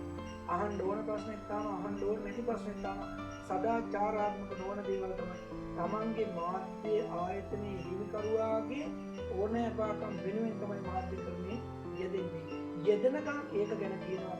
ඒකෙන් පැනලා වෙන එකට ගියපු දවසින් ඉඳන් ඒක ගැන කතා කරනවා. පොදුම මාධ්‍යයක් තමයි ලංකාවේ දක්නට ලැබෙන්නේ. ඊළඟට නිවැරදි තොරතුරු නිදිමත්ව ඉදිරිපත් කිරීම මාධ්‍ය නිලධාරියාගේ කාර්යභාරයක්. ඊළඟට අපි කියනවා මෙන්න මේ කාරණා. ලෝකයේ ප්‍රධාන පෙළේ ආයතනික ව්‍යුහ පිළිබඳව විමසා බලද්දී ඇතැම් විටක මාධ්‍ය නිලධාරියා මහජන සම්බන්ධතා නිලධාරියා එක්කෙනෙක් අපි කතා කරනවා. එනම් ආයතනය හා අනෙකුත් පාර්ශව සමග මාධ්‍ය සම්බන්ධතා පැවැත්වීම ඇතුළු ඉහත සඳහන් කළ සියලුම කාර්යභාර වර්තමානයේ මහජන සම්බන්ධතා නිලධාරියා විසින් ඉටු කරනවා. එතකොට මහජන සම්බන්ධතා නිලධාරියා මාධ්‍ය නොදැනගෙන ඉන්න බෑ.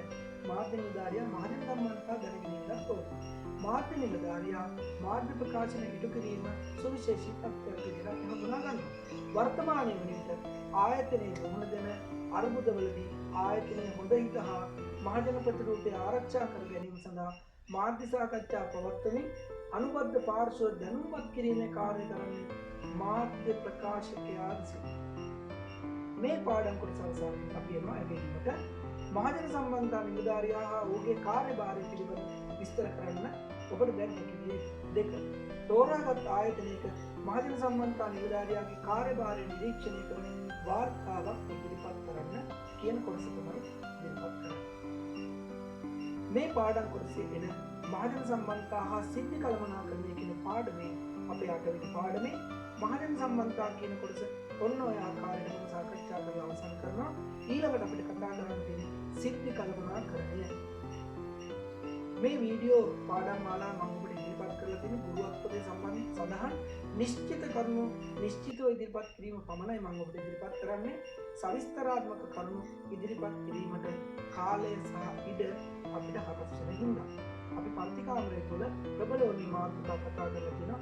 පුළුල්ව මේ මාතෘකා කතා කරලා තියෙනවා. මේ කතා කරන යද්දී ඔබට ඒ පාඩම් කරුණු විශේෂ කරුණු මතක් වෙනවා කියලා මම බලාපොරොත්තු වෙනවා. ඒ වගේමයි මේ පාඩම් මාලාව තව කෙනෙකුට බලන්න ෂෙයා කරන්න. අනිකුත් තියෙන පාඩම් කොටස් ඔබ පරිශීලනය කරන්න. ඒ වගේමයි මේ channel එකට සබස්ක්‍රයිබ් කරන්න එපා. ඒ වගේමයි ඔබට තියෙන ගැටලු ඔබේ තියෙන අදහස් පල්ලෙහා තියෙන කමෙන්ට් සෙක්ෂන් එකේ කමෙන්ට් කරන්න එපා. අපේ YouTube channel එක subscribe කරන්න, bell icon එක click කරන්න කියලා මම ඔබට යෝජනා කරනවා. ඉතාල ආරම්භිකව. ඒ වගේමයි ඔබ ඉදිරියේ එළවෙන විභාගයේ උසස් ප්‍රතිඵල ලබාගෙන උසස් සාමාර්ථ ලබාගෙන විශ්වවිද්‍යාල ප්‍රවේශය සඳහා සුසුකම් ලැබීමට නම් ඔබ නිරන්තරයෙන් මහන්සි වෙන්න ඕන. මම මේ පාඩම් කොටස් ටික අවසන් කරුවාට පස්සේ තවත් වැදගත් කොටස් කීපයක් තියෙනවා. මම ඒවා වේගින් ඉදිරිපත් කරන්නට බලාපොරොත්තු වෙනවා ඔබ උදෙසා. එහෙනම් අපි අද පාඩම අවසන් කරනවා. ඊළඟ වීඩියෝ එකෙන් හම්බ වෙනකම් ඊළඟ වීඩියෝ එකේ ඉක්මනටම හම්බ වෙමු කියලා ප්‍රාර්ථනා කරමු. ඔබ සමග ගන්නවා බොහොම ස්තුතියි.